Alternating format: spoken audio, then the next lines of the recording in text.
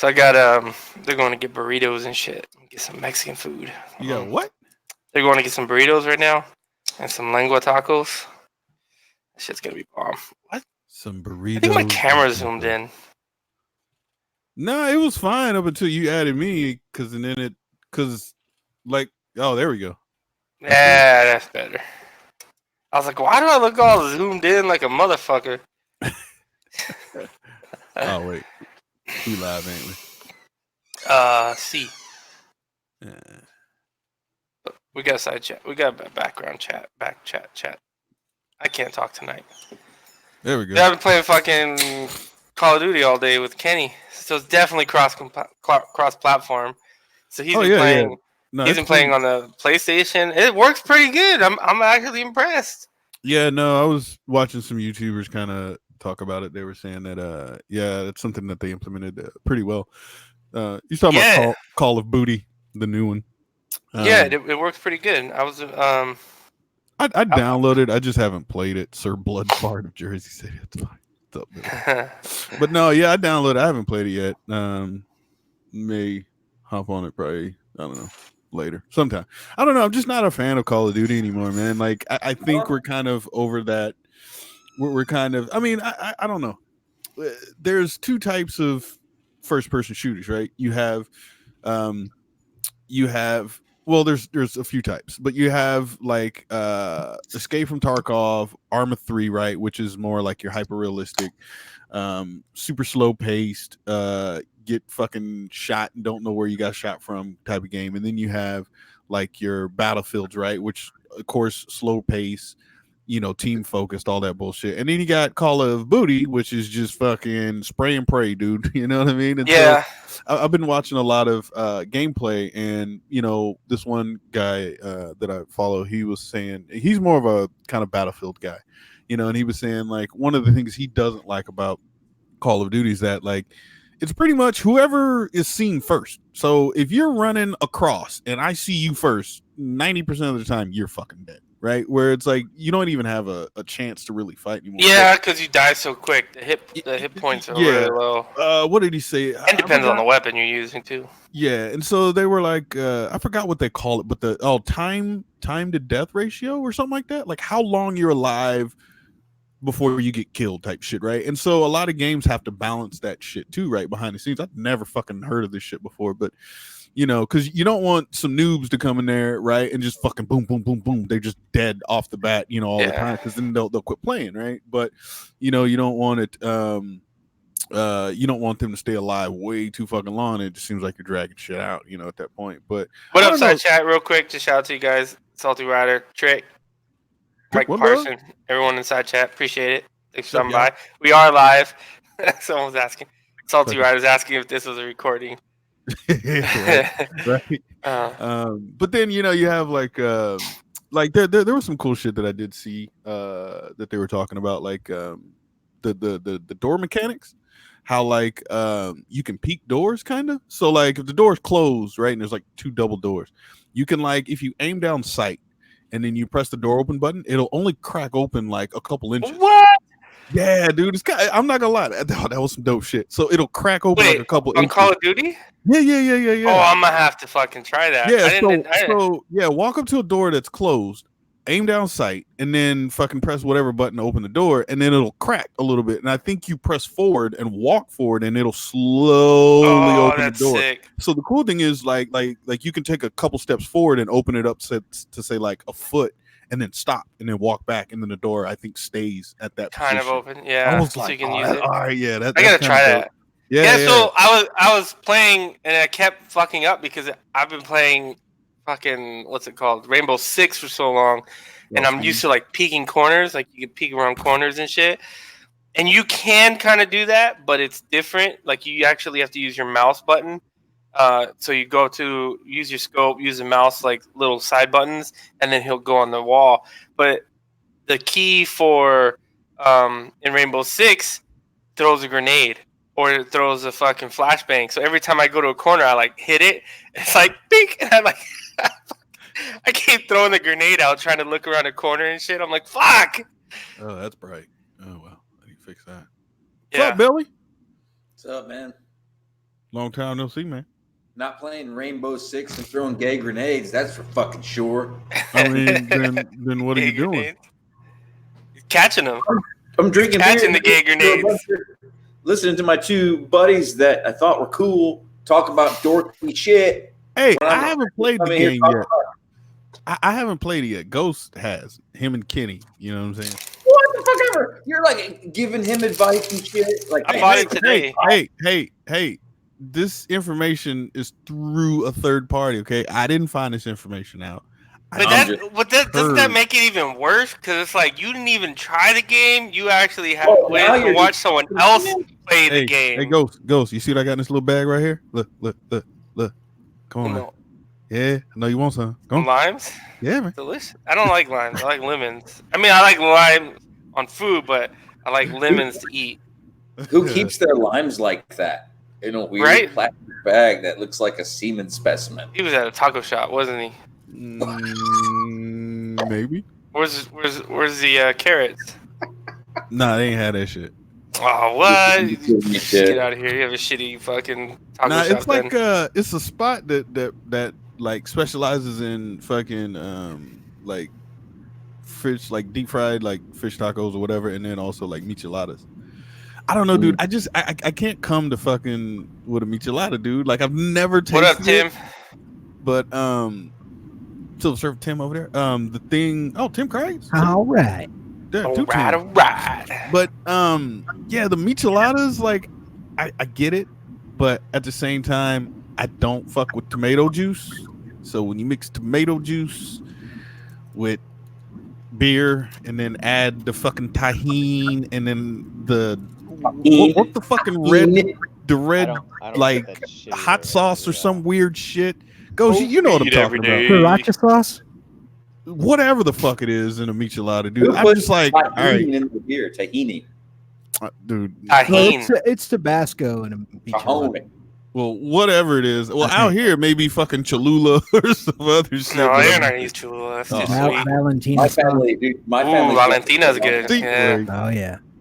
My family's done it for a long time, and their excuse for putting Clamato, not tomato juice. They're specific to Clamato juice. It's just a Mexican drink that they used to drink on the circus. It's something different. They call it something I can't remember what the fuck it is, but it's Clamato juice, and they claim that it cuts the alcohol a little bit. No, it does not. It's just a beer on its period. You know what? Thank you, Tim. What up, Tatted? That's why I'm not fucking with that shit, man. Minion Moto, what up? How's it going? Metalhead, what's going on? Thanks for stopping by. But I think it's kind of gross. I never understood salting your beer either, especially after I brewed my own beer. I was like, "What are you doing to your shit?" Salting. I don't know if I've ever tried that. Everything you need in beer is already in the beer. It's already in the beer.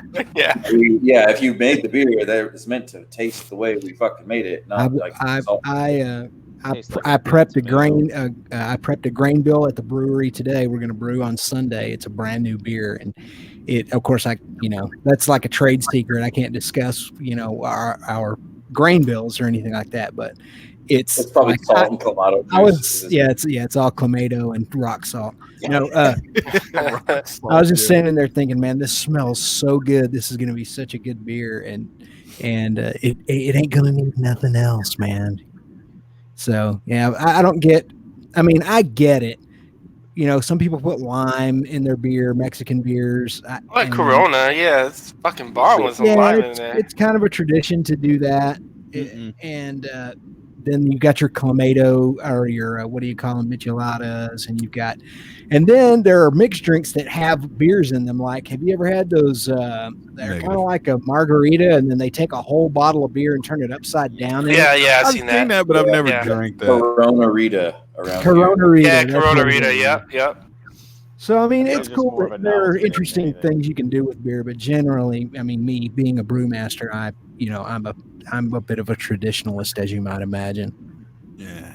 Well, I mean, I'm like this.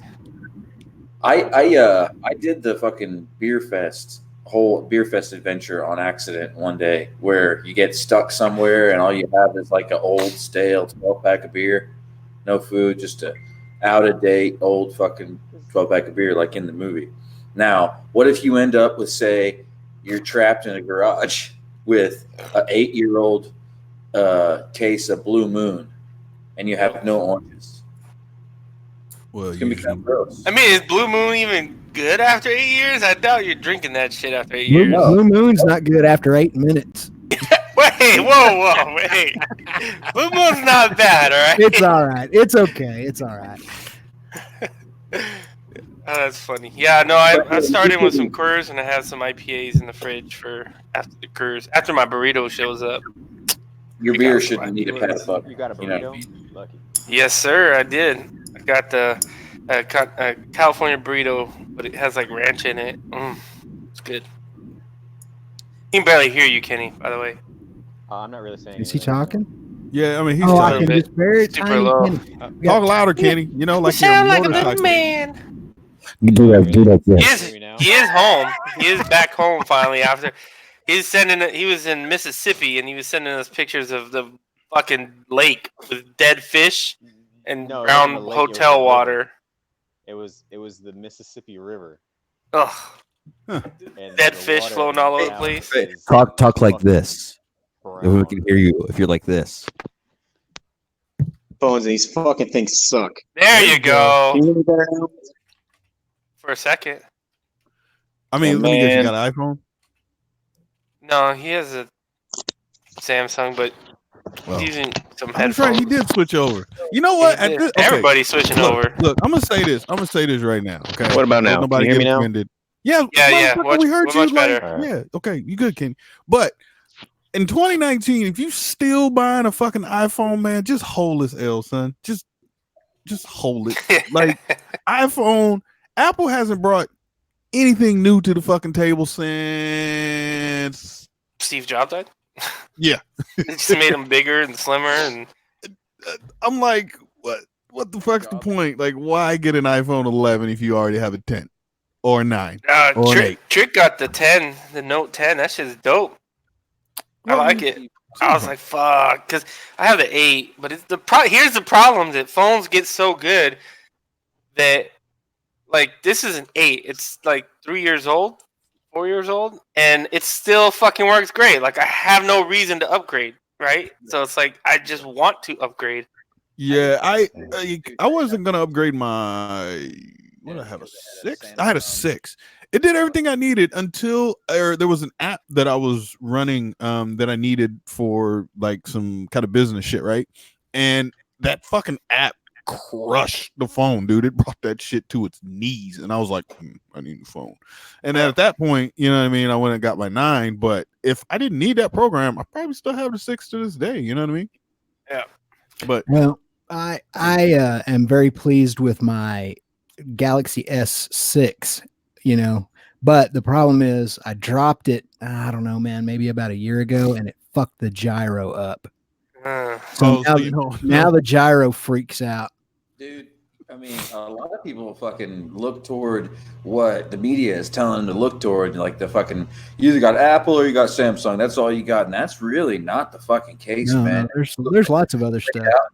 Like Of course, a lot of it won't do anything, but there's a lot of stuff.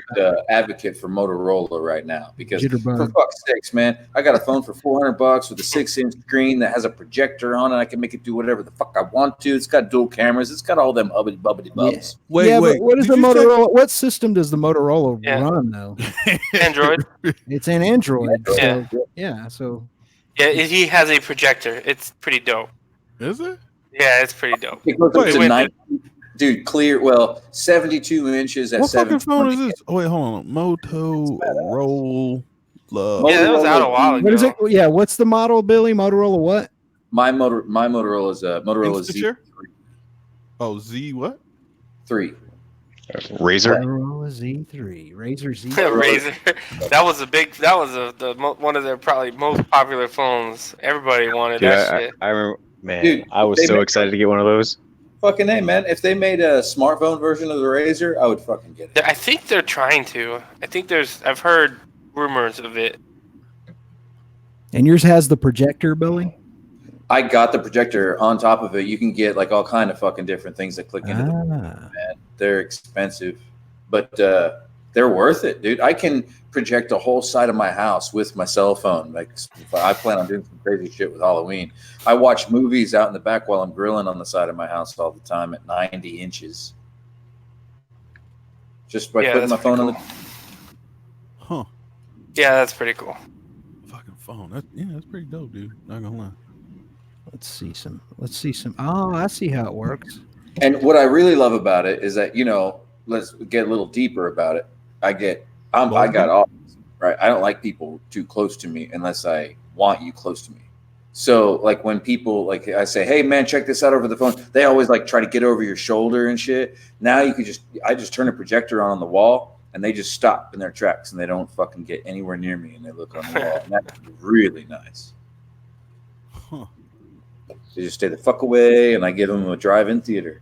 This would be cool, or maybe not this, but some sort of projection type deal. Because I have this one wall in my front living room of my house that doesn't really have anything on it. It's got a couple of little things, but they could be removed, and it's basically just a giant wall that would be perfect to project A screensaver. a screen onto. Yeah, Oh yeah, dude. Just have a screensaver in your house. I've had this One wall. It's just always on. I've had this shit for about 6 months now, and it has caused me to do that, boys. I have like looked into different walls in the house, and where like in the kitchen, I have this certain wall that I put it on, and I've realized that a light gray is better than white. yeah. It sets your white balance at a different point. It kind of makes it look a little richer, probably. Yep. So I went to the trouble to mixing the perfect color and painting a square on my garage wall just so I could put my phone down. Better resolution right there.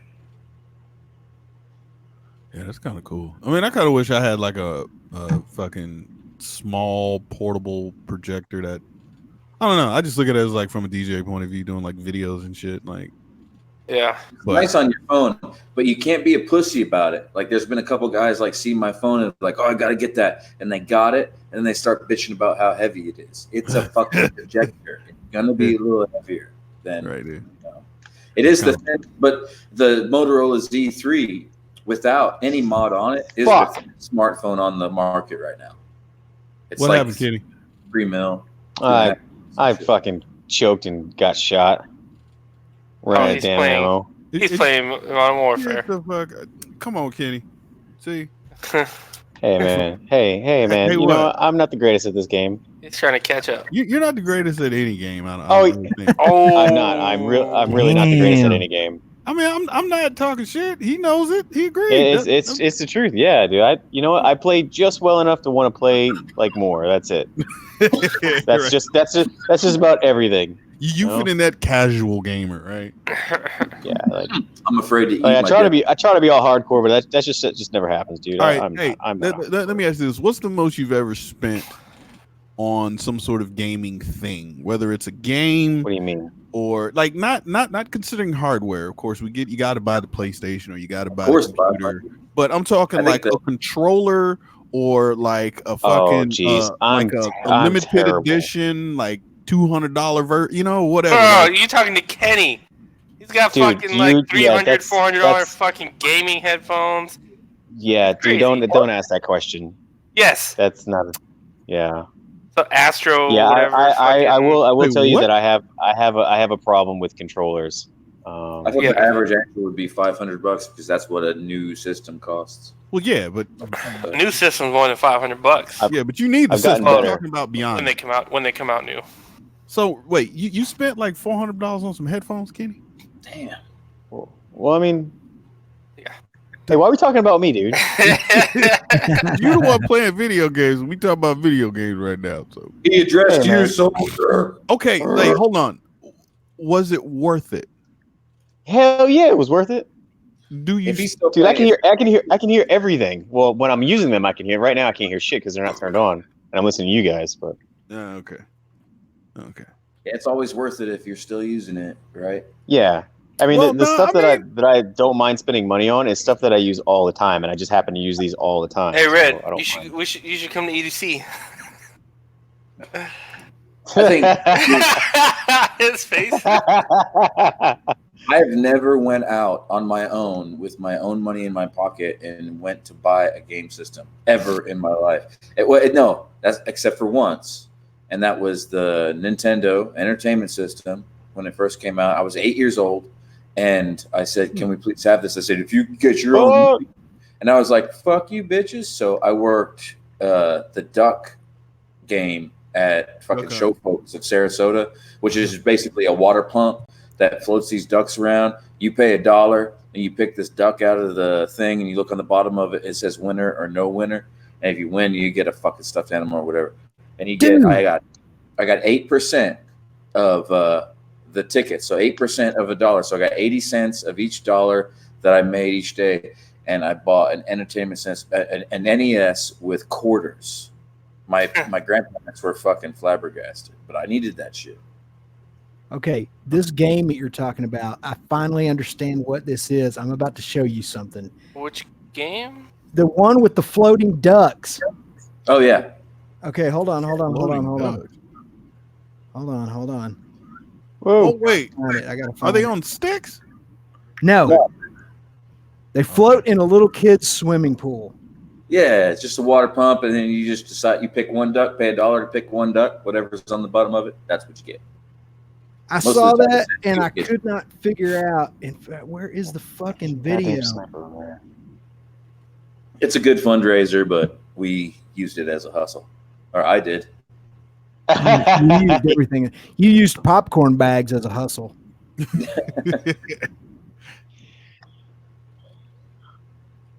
So everybody's thinking they're going to get a good prize, but they're really not. Dude, if you're fucking hungry, you'd be surprised some of the shit you'll come up with. Human beings are crazy. Yeah, I know. Like a tomato and mayonnaise sandwich. Hey man, hey, I didn't make that. I didn't invent that shit. You know what? That's something somebody else made and just happened to put in front of me and told me to take a bite. And you I finished that shit, accidentally right? tasted watermelon. No, I did not finish it. I did not finish it. That's not true.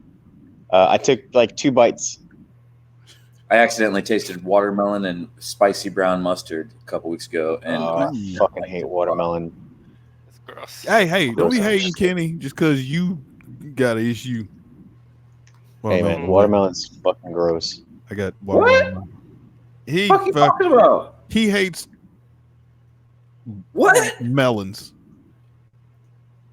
Yeah. What? Yeah. All right. So share Let's not talk share about my it. screen, Ghost. Let's not talk about it. Oh, there it is. Boom. Okay. All right. So this is from back in 2015. Is it black screen? Black screen. What? I see it. You see it? Really? There we see. You see the title screen. My old. Oh, there it screen? is. Yeah, there it is. Oh, okay. Ring the bell, yeah. It's, All right, For some so this reason, is- it took a minute to load This is an on my old video. I shot this one. This is from back in 2015. Let me find it. I want to show it to Billy and see if this is what he's talking about. I think it's right. But I haven't watched this video in forever. So we're walking around this little street fair, man, and it's all small town. You know, hey, come by my granddad's cheap watermelons and popcorn all that kind of stuff. Right. And oh, here it is. Right. Hold on, I'm about to find it. Here, come on, buffering. Is that it, Billy? Yeah, pretty much. That's Yeah. a real cheap fucking version of it, but yeah. Yeah. And then you pay $1, right? And you pick a duck up and look at the bottom of it. Yeah, it's like a lottery, and then whatever numbers on the bottom it corresponds to if you win something or whatever you win, right? Oh, Yeah. that's funny. So, Okay, so yeah. once somebody picks a duck out of there, do you like put it back? Well, yeah, you just throw it back in there. But like if the duck says 7 on it, you look at the wall, look for number 7, and then it'll have like a Snoopy doll. And then, hey, you win a Snoopy doll. Huh. Good for you. Like, can someone see what the numbers mean on the wall before they pick Yeah. the duck? So what if Yeah. someone brings their own duck? Well, you can't do No. that. Kick your ass. I mean, you could, I guess. Yeah, kick your ass. I mean, I'd bring my own duck and be like, hey, look, I'd pick one and then Hey, swap I it just and be pulled like, this hey, duck out. Yeah. I won. Dude, if you kick your own duck, I'll kick your own nuts. That's just See- the way it goes. Kick your The other thing I remember about this motorcycle trip was that, and you'll see it here just a second as soon as I think I do a little crossfade here. See this right here? Dude, these kids are straight up gambling. You probably know this game too, Billy. It has bottles, and the bottles have money laying on them. And I don't know what they're doing, but those kids are straight laying down the money. No, I've never seen that before. What? Huh. Look at all the money, man. Look, there's money Right. laying all over those. Yeah, I That's see it behind the bottle. Weird Yeah. and interesting. Like they're playing craps. Yeah. Yeah, I've never seen that shit in my life. That's some fucking Nuevo Laredo fucking. Yeah, mafia. that's straight up what it is, man. And so I was like, man, they like to encourage their kids to start gambling as soon as possible. Gotta get them started young. This little girl was all looking at me while I was saying it. Mhm. What the hell? She was That- staring that's at me like, what the shit. fuck is that guy talking about? Yeah, you never include actual money unless it's a quarter machine, right? What One of up, those quarter Turtle Bone? Yeah. And then they had Mexican Turbo. wrestling masks, but they were too small. They were for little Luchadores. kids. That's Yeah. awesome. Did man. you try it anyways? And yeah, they just wouldn't fit. They were just too little. But Matt said we should still buy them anyway. And then at the next stoplight, we'll all get off our bikes while the light's red and start throwing each other around. Dude, a motorcycle helmet with those graphics would be awesome. So fucking You know what? That would be pretty dope. Yeah, If that's a Icon made a great helmet idea, Billy. like that. They do have one. Do they? Yeah, it's Look it up. I am Icon. Nacho Libre and shit. That'd be fucking rad. Nacho Libre style.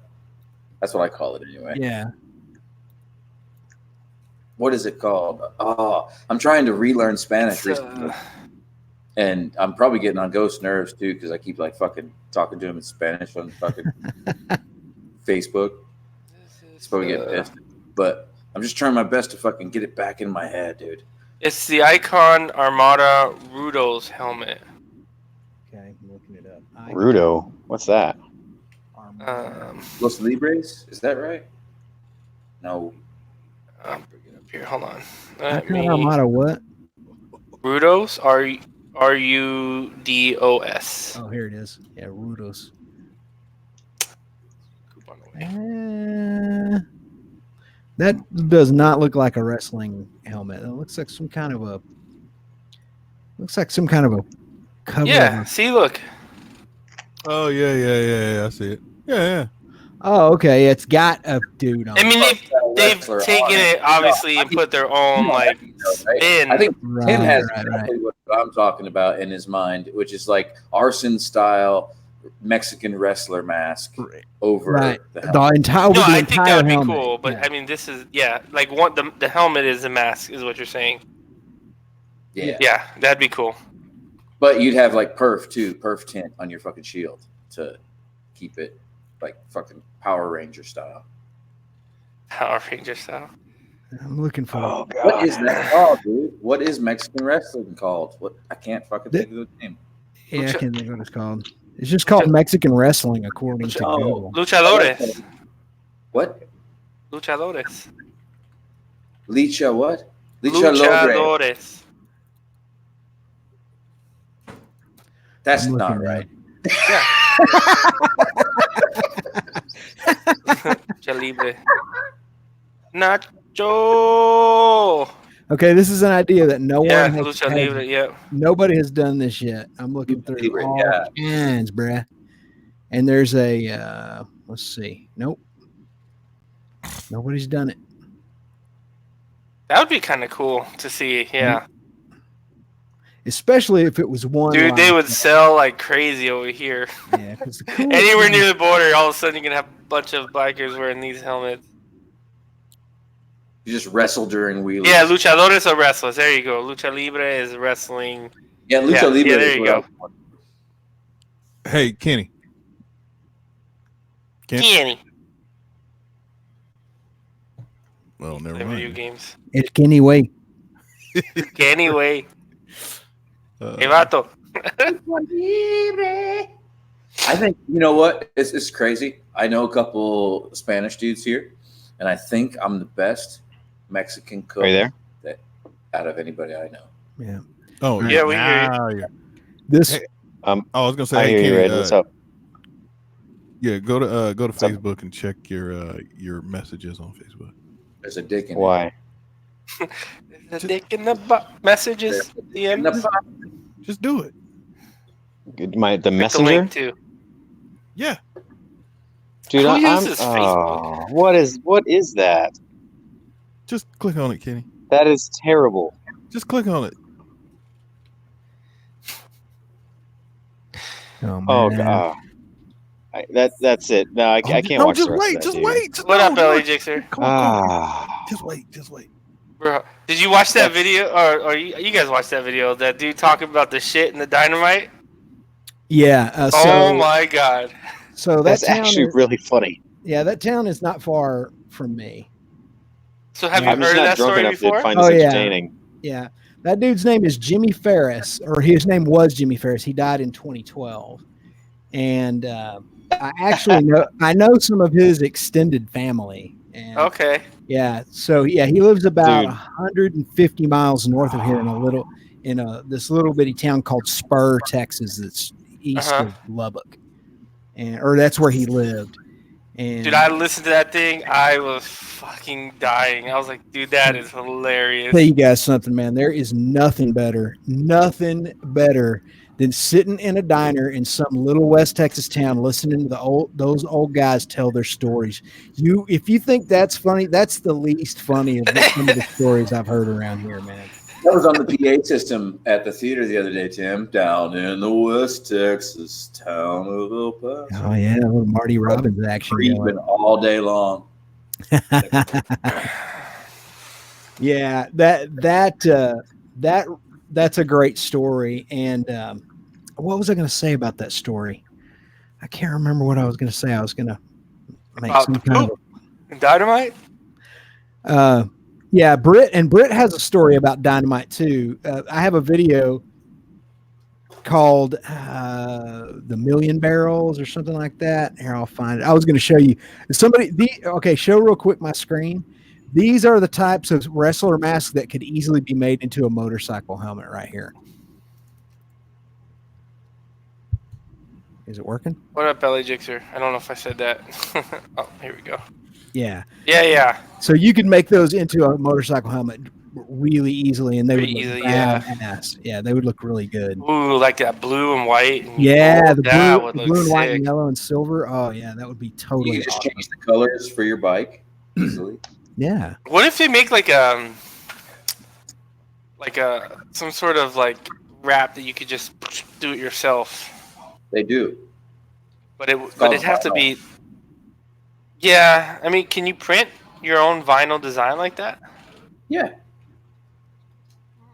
Some Well, of you the- have to break it up, of course, in different sheets of vinyl. So you would vector each little star, for instance, on the Yes, I did. And then Oh, Ghost is about to feed his Ah, fucking face. you have no idea. That's right. You What put is that, it? We'll do Exhibit A right here, Oh, burrito, yeah.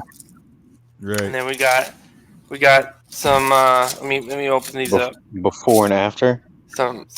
Oh, look at this. Hold on, let me main Yeah, screen but- this. But Look at that but right see, there. Some the lengua problem tacos. Where's the Mexican Lengua. Is that pizza? tongue? Yes. That is. Yes, it is. Wow. Ah, dude, It's I don't know. delicious. Uh-huh. I love Where's the them. what? I love them. Red? The Mexican pizza? Oh no, that's not from this place. Lingua, I still love man. Mexican pizza, man. Don't I like be hating. barbacoa too. Barbacoa. Did you see Chipotle added carne asada finally? Yeah, and I saw some stories that said like It's that pretty shit good. is miles better than its fucking regular. Like, Oh yeah, steak or some oh yeah. shit. It's I okay. don't know. It I'll was tell just you a this: fucking article, bitch. if you go in expecting like carne asada from like a taco shop carne asada, it's not that. It's its own flavor. It's good, but you're like, wait, that's different. It's completely different than what you would expect for a carne asada to taste like. But it's good. it's not like a steak dumped in a bowl of water, is it? No, it's legit. They actually put a lot of seasoning and. When those fucking Mexican joints do that, I get so fucking mad, dude. They like take all the salsa water out of the jar and then dump it in a bowl and then put your steak at the bottom of there, call it carne asada. What? I've never seen that. Dude, there's all these Mexican joints. That Same- doesn't sound delicious at all. It's not. It's boiled steak. Because the Oh fucking man. steak eats the fucking salsa juice up, so then it ends up boiled in tomato sauce. So it tastes like some weird canned good. Who's excited for October 28th, pre-Halloween? What? Monday, October 28th. Yeah, that's the next EN 187 SFF live stream. Wait, when is it? I'll have a Twitch stream up by then and a follow-up YouTube video for the first time in 7 months. Wow. That will be cool. No, it won't. Yeah, that was a lot of fun. Yeah, that was a lot of fun. I'm glad we're doing that now. And I'm glad we're doing it monthly. I think that's going to keep it alive longer because it was kind of becoming a grind doing that every Monday night. And then people wouldn't show up. And then you never knew who was going to be there. And, and then the audience retention started to go down on it. And, man, Neil was going through a lot. I was going through a lot at that time, too. At the time, we were all like pressed for sponsors as well. So we're like putting ourselves live when we had like sponsors to make happy and none of us were happy with each other. It started to get strange. I think it just got to be a really big commitment every Monday night for like, what was it? How many years for every Monday night for 14, 15, 16 for 4 years, man. Every Monday night. Yeah. 14 years. And I was like, wait, what? During that math checks out. During that 4-year period, I missed 2. Yeah, that's crazy. Huh. Yeah. You know what's funny? The other guys live, if it wasn't for Ghost Ninja, would still be undefeated. We've on only Friday. missed 2. Damn. Right. Wow. And they were both That's fucked up, Red. but they was both because of Ghost. No. One was because of Google. That was the last one. The Google one, because we couldn't stream. Google was down. Man, then you should open up a new account, send out some tweets, and No, you Instagram couldn't posts. stream at all. Like nothing could stream. I mean, look, then you could have like invited some people over to your house and set up a fucking something. You could have did something, Ghost. It's all I'm saying. Could have did something. Damn. You know what I mean? But yeah, okay. All right, fuck it. I'll give you that one. But you still fucked up on SCMM though. Should have did that. I did. Was that the second one? Yeah, that was the second one. Mm-hmm. It was the second SCMM. Motherfucker got too drunk, didn't want to host. Come on, man. So, I dude, forgot. Yeah, honestly, I think that's what it was. It was like, I was like, hey, bitch, it's 8:30. You streaming? You was like, nah. And then that was it. That was so I got people up in and out of this castle all the time, right? And I'm the kind of guy that like I'll be smoking my bowl and I'll be knocking it out and shit. That's when somebody knocks on the door. So you know what I mean? You always put it in some weird thing and you hide it under a book or some shit. And it's a mess. Yeah, when you have to go back and clean that shit up, it's gross. So I've been thinking about ordering a Fabergé egg just to poke my resin into. So I could like close the Fabergé egg and just no one will fucking Like a touch fancy egg. Like, hey, don't touch that. That's expensive. it. Right, that's what they think, right? But little do they know, it's just like full of resin and goop and old pot and shit and roaches. That would be kind of funny though. I'm doing that right now. I think I'm pulling the plug on that. Wait, that's not the right term. Oh shit, what time is it? 8? Oh fuck. I gotta migrate. You got to migrate. Where you going? Gotta go make some money. DJ stuff and things. Yeah. Yeah, man.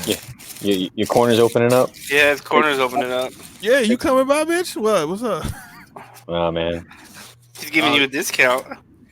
I get that friend's discount. Yeah, if you let me go around the block on the H2. You know what I mean? Oh, fucking come on down, dude. Nah, bitch, you gotta come on up. That's Oh, yeah. What? okay. No, maybe. Oh, Were you trying to? Motherfucker, put down the controller, Kenny. You can't. dude, I'm talking, man. You I'm barely, talking. barely. Oh no! I sent a message. I'm talking. like, hey man, like let's fucking ride tomorrow. Nobody said anything. I said I something. said, you gotta work said, tomorrow night. You said I'm DJing tomorrow. Mm-hmm. Blah blah blah. We gotta go figure something out to do. I work at wanna night. go ride. Yeah, so we club gonna do life. during the day. You want to ride during the day? I Fucking hang mean, out. the only Well, problem I'll go is get don't those. complain about all the traffic out here on the west side. Yeah, man, Yeah, we it's pretty fucking go crazy. hang out for a little while. Y'all maybe some smoked meats? You got some smoked meats at your house? No, but that's why I would have a I would like smoker. some chicken. You want to make some chicken? I don't make. Anyone going to Sab's crazy's party tomorrow? I didn't know he was having a party. I ain't getting no There's a invite. party at Sab's. Yeah, I didn't get no invite. Well, fuck it. You know what? Hey, everybody, just hit us up on Instagram. We'll just go ahead and DM you his address, and we just all show up like 50 deep. Like, bitch, hope you got enough burgers. Wait, who said Sab's crazy has a party tomorrow? Turbone. Oh, yeah, I didn't know. Because You know anything about y'all ain't invited is why. Yeah, we That's not. what I'm hearing. Yeah, we not in. Oh, Facebook invite. Yeah, I don't have him. Oh, that's probably why I didn't see it. Yeah, too busy looking at old woman booty, huh, Kenny? You know what? You sent that to me, man. I wouldn't look at that unless you sent it. Man, it's fucked up. I'm just saying, bro. That was a trap. I knew I shouldn't look at Man, it. she was trying to make it clap too, bro. She was trying to. Bruh, Yeah. that shit look like I don't even know what that look like, son. Like I can't even think of something funny enough to just. I don't know. That's disturbing. Like I said, I'm not really drunk enough to find that super entertaining right now. but let's be honest. If you was walking down Fremont Street, you saw that shit. You be Oh like, yeah, I would. Yeah, and I was fucked up. I'd probably drop her 20. There you go, lady. You're working for it, man. Working. 20. That bitch may take you around the corner and do something nasty to you, man. You gotta watch who you Nope. tip, man. Yeah, that's Vegas, it you is know what? legal, sir. That's the hardest working Nah, fucking adult entertainer in Vegas right there. it's not though. You know what? Nah. I'm gonna go ahead and let's see. Send us as a message. We'll show her. Let's see. Look at this big bastard. Come here. Look how small he still is. Man, look at them. Huge, man. Was it like half mastiff, half pit bull? Hey everybody! Yeah. Hey everybody! Exactly what he is. I just read. fucking rope. Check out my fucking rope. I was reading your post about how he was like choking. He's All right. dumb as fuck, How dude. the This is not fuck do I fucking get out of smart. I think it's the Mastiff side because I've had plenty of pit bulls and they're not dumb. But I get him these horse hooves from Dixie Stampede, and because it's just all keratin, right? It's Dixie good for nails, Stampede. bones, blah blah blah. Good for said hair. So he rolls over on his back with one of these horse hooves in his mouth, goes down his gullet. He just kept doing that. I had to walk over across the room and roll him back over so he didn't die. I thought that was fucking hilarious. They're dumb. He's dumb. But All they're right. powerful. Pretty. Fellas, I'm outro. Y'all All right, have man. a Have a good good night, man. gig, dude. Yeah, for sure. Deuces. Yeah, dogs. Weird goodbye. Dogs are funny. I know it's fucking cuddly though, and I don't have to fucking run him around the neighborhood all day. I wish I can. I can't. Since I'm allergic, I can't pet them. Just gotta look at them. Yeah, I'm allergic to dogs. I can't pet them. Yeah. I can't touch him. I can only look. Yeah. Yeah, I'll break out in hives and then like fucking asthma starts bugging me. It's crazy. It took me a long time just to be able to have them in the house. Huh. Yeah. Damn What's it. that? It's your thumbnail, Tim. Man, that's an old. That used to be my end screen back when I very first started moto vlogging. Here, I'll show you the full image. I always thought it was so funny, and the people who I should probably bring it back. I brought it back a couple of times, but only the people who watch to the very end are going to see it. Let me find the full image. It was a picture of a board track racer, and probably a pretty famous board track racer. Uh-huh. And I just superimposed my head onto the picture with Photoshop, but my head's like really exponentially Yeah, that's big. what And so it made it look even funnier. Here we go, right here. And I used to use this as like back in 2014 when I first changed the channel over into a motovlogging channel. I used to, here it is right here. I used to use it as my end screen, and actually, you know what? My first few videos, maybe my first 10 or 15 videos, this was my title screen, and I'd put all the graphics over on the left. I always just thought it was so freaking funny. I don't know if it's the look on my face or the bike or how everybody's just looking at me in the background. It's just like just the way it all fits together. Yeah, it's the way it all fits together. That's what I was looking at. I was like, dude, that's hilarious. Yeah, but nobody ever thought it was as funny as I did, apparently. So I stopped using it eventually. I started using After Effects and making animated titles, and I've been pretty much doing that ever since. So, but that was I need to figure out a way to bring that back and start using it on a more regular basis again, because I kind of went back and refound that. I was like, that's kind of funny. It would be interesting to go back and watch races back in the day like that. Oh yeah, man. They were dangerous, man. Yeah. Board track races especially were extremely dangerous. Ghost, yes. It takes a lot to make me laugh. And that video you told me to watch of yours, your last upload, the best of. That's really those are funny. Man. And I felt guilty about it because a lot of the stuff I was laughing about is like me, and I don't remember it. Like, I don't remember that happening, but it was still really funny. And I really appreciate you including me that much in it because, dude, that shit was good. Yeah, that shit was hilarious. I knew, I was thinking about it. Remember, Tim, we were having a conversation about videos you make for your subscribers, the videos you make to get new subscribers. And as I made this, I was like, this is totally going to be like a subscriber video because that's not going to get a lot of views. No one's going to watch it, but the people that watched it all enjoyed it. So I thought it was funny. And which one is it? Haven't seen it yet. The other guy's the best of. Oh, the best of. Oh yeah. Yeah. Sorry, I could not concentrate because freaking Red One sent me that same video he sent. Oh God. What has been seen cannot be unseen. Yeah, that's fucked up, man. That's super mean, Red. Why would you do that? Ugh. Yeah, that was cool. That was real cool. That's not a nice thing to do, Red One. I'm just gonna throw that out there. Ugh. Yucko. Oh man, my back. Yeah, I'm like, yeah, it's gonna be like 10 minutes. And fucking, it was 20 minutes. I was like, God damn, that was a long fucking video. But that was the thing. It's like, it didn't seem. Yeah, and but the thing was, it was like that was only a small part of like all the stuff that's happened,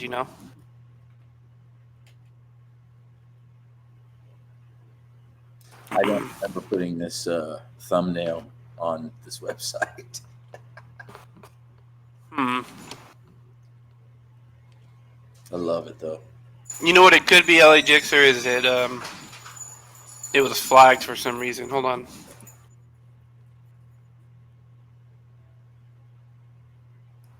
I don't know what it is. Whenever I get on the stream on my phone, after a couple minutes, it starts to break up. What phone do you have? Galaxy S10. Yeah, you have a newer phone. Wait, you have the new one, huh? Oh no, the Galaxy S10, not the Note S10. No. I was actually looking. I was looking at those while I was in Peoria, and it's almost this exact same fucking phone. Well, like, it's bigger. That's I think. No, the Note 10 is like. No, the Note 10 is like the screen size is almost exactly the same. At least when I was holding them side by side, I couldn't tell a difference. I thought they were supposed to be bigger. I thought so too, because I was like, man, like, what up, Donamine? This is pretty neat. I didn't have anything else to do in Peoria, so I went to the Verizon store because it was right by the hotel. Yeah, it looks like almost exactly the same size, and besides the stylus, I couldn't tell anything that was really different. Yeah, there ain't shit to do there. That's the problem. No, I didn't do jack shit while I was there, man. Like, I went to work, and then I went back to the hotel.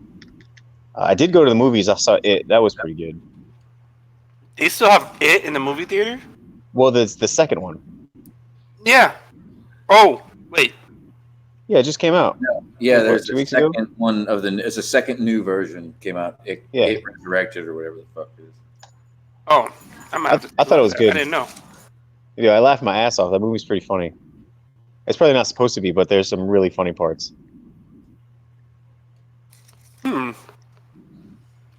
So is it like a re-release, or is it like a new, completely movie? New movie. You didn't see the new It when it came out like what 2 years ago? New movie that came out this month, man. And they just made a second part. Yeah, I didn't even know that they made a second one. What?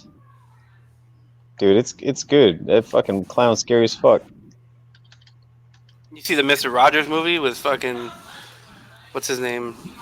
Tom Hanks? Tom Hanks? Yeah. I saw like a quick like couple video like screenshots of him, but I didn't. Yeah, I just saw I haven't pictures. seen any previews. I'm like, bro, that dude could play anything. Tom Hanks is such a good actor. Oh yeah, Dude, man. there's a documentary about that dude. I started watching it. It was pretty good. About I didn't Mr. realize Rogers? like yeah. He's like one of the last of the people you look back on and be like, that was a really nice guy, and he was actually a really nice guy, unlike Bill Cosby. I'm just saying.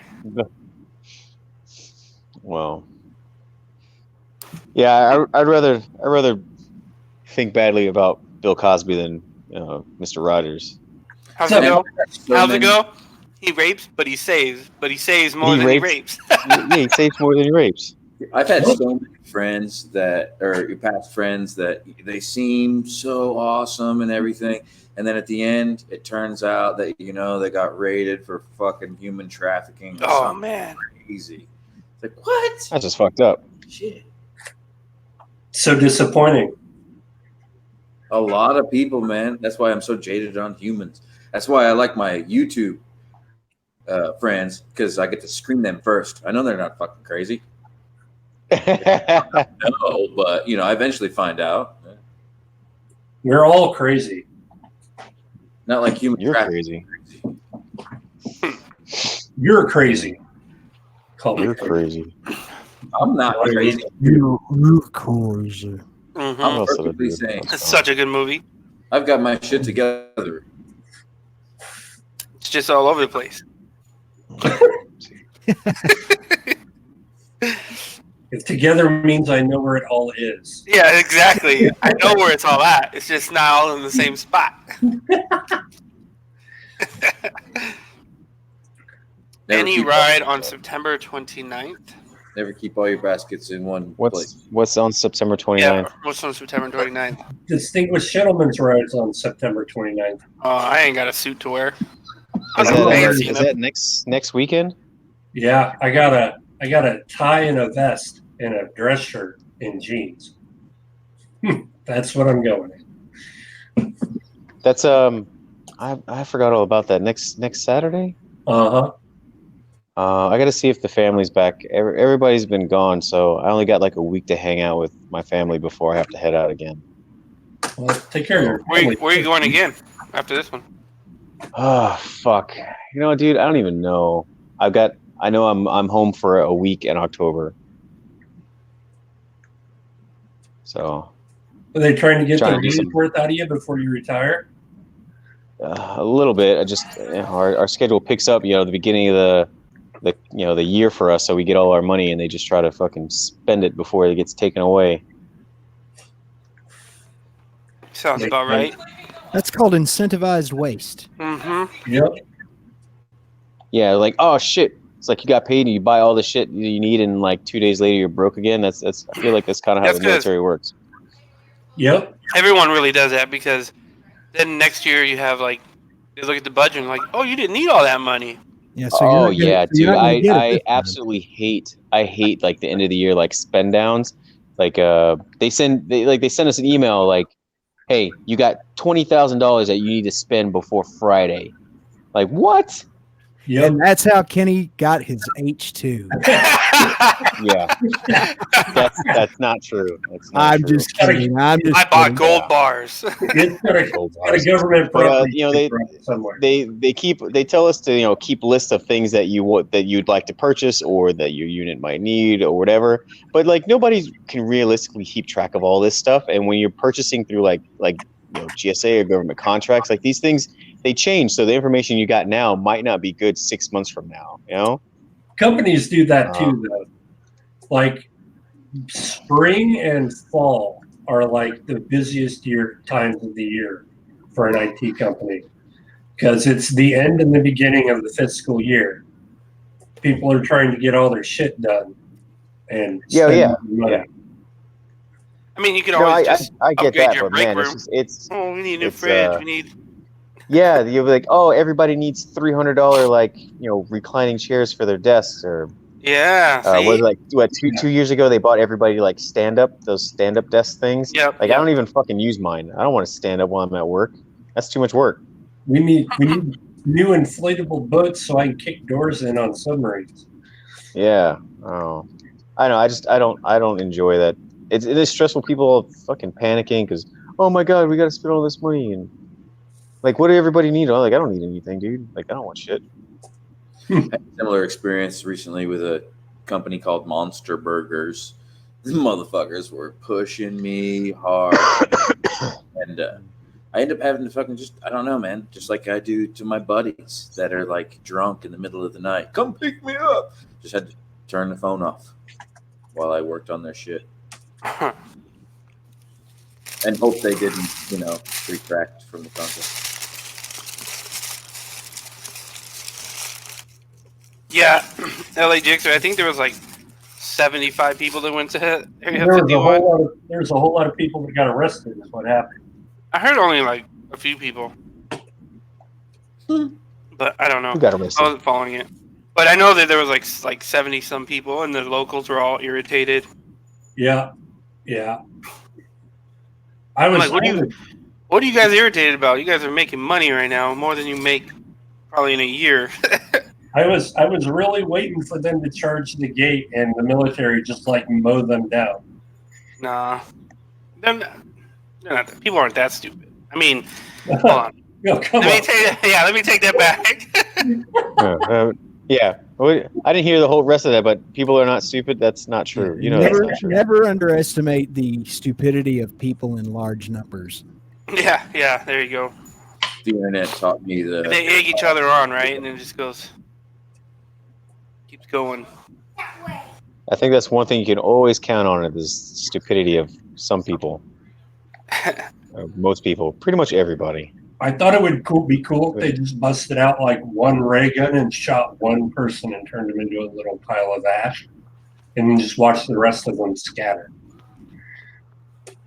That would have been pretty awesome. They'd be like, aliens exist. Yep. Whoever gave them that technology. Whoa! Did you guys see where the Navy acknowledged that UFO footage they got is real? You know what's funny? There's a documentary on YouTube about pilots, and they were kind of following like new pilots going through their training on the ships and stuff. That pilot was in that documentary.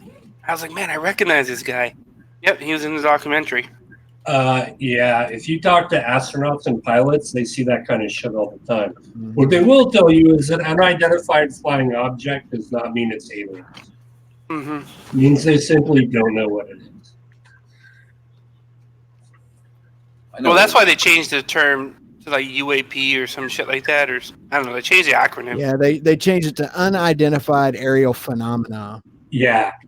Here we go. It says the U.S. Navy is weighing in on footage of unidentified objects captured on film by pilots for the first time. The Navy considers the phenomena contained and or depicted in the 3 videos as unidentified. Spokesman Joseph Gradisher told Vice on Tuesday. The video in question were previously shared by the New York Times and former Blink 182 member Tom DeLonge. That's a strange That's a strange combination of sources right there. That's Sub D. think about this. That guy Be gave quiet. up his career to follow aliens. That's what he Who?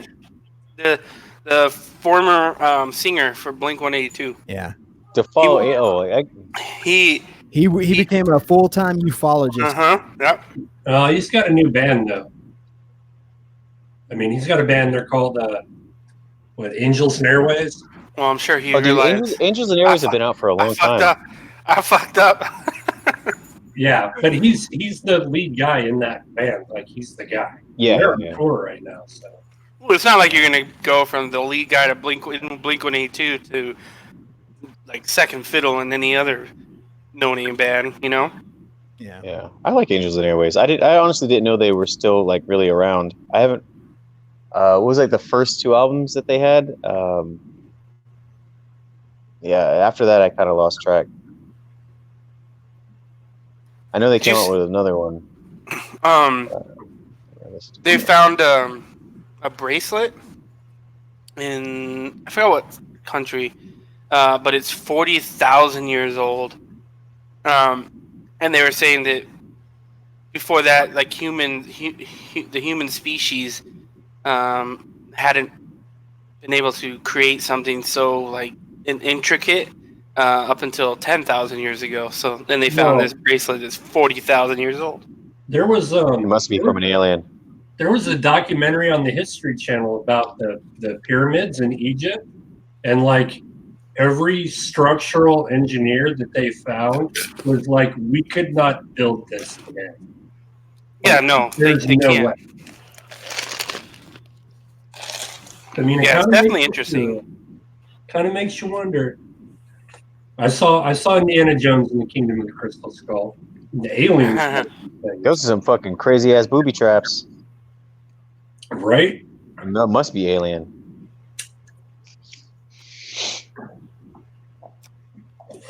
Well, I always kind of wonder, when you hear shit like that, if the human race has forgotten more knowledge than it currently possesses. oh, well, that's okay. No. So if we've forgotten more knowledge than what we currently know, Yeah. huh? I don't know. We know a You know, lot. I had this fucked up like theory that when you're a baby, like everything, and as you get older, you forget shit. Exactly. You forget the important stuff. Right. Like how to make a nuclear bomb. Well, no, just as a baby, like Got that shit down. that like the magic and wonder of the universe, and then as you get older and influenced by the world, You then forget it? That'd be fucked Yeah, up. you forget, you get dumber. And then you expand out the universe to its full shape and form, and it's just a giant breastfeeding booby. Yep. Some big Yeah, thing. that's Did you guys see they found a new was it neutron star? Did they really? Yeah, they said it's 15 miles wide, but it's dense enough to fit 333,000 Earths in it. Yeah, I saw that. That's It's- so It's fucking about as dense as you can get a neutron star to be. It's like, yeah, because that's what they're saying. They're saying it's like it's so Almost dense and the mass. almost too massive to exist. Yeah, Yeah, yeah. That's what they're saying. They was pushing the laws of physics there essentially. was, somebody said that if you went over there and pissed on it, it would turn into a black hole. Like it's that close to turning into a black hole. That is crazy, man.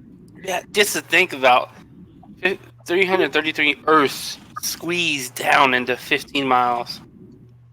Yep. Density, man. It's a crazy thing. Crazy concept. I've done that with cocaine.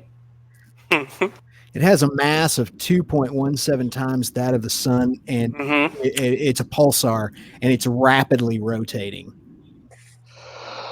Oh, so it's spinning? I didn't know that. Yeah. Yeah, that's just insane, the shit that's out there. Damn, these Fabergé eggs are cheap. Hmm. It says that with the measurements they took, they're creeping up on what is probably the theoretical maximum. Yeah. It's 4,600 light years from Earth, and so massive that it is teetering on the edge of existence, meaning that it's approaching the limits of how massive and complex and compact an object can be before it crushes itself into a black hole. That's badass. Turbo says, "I know some people that dance." Touche, sir. Good. Yeah. Touche. Yeah, that's just insane, right? To think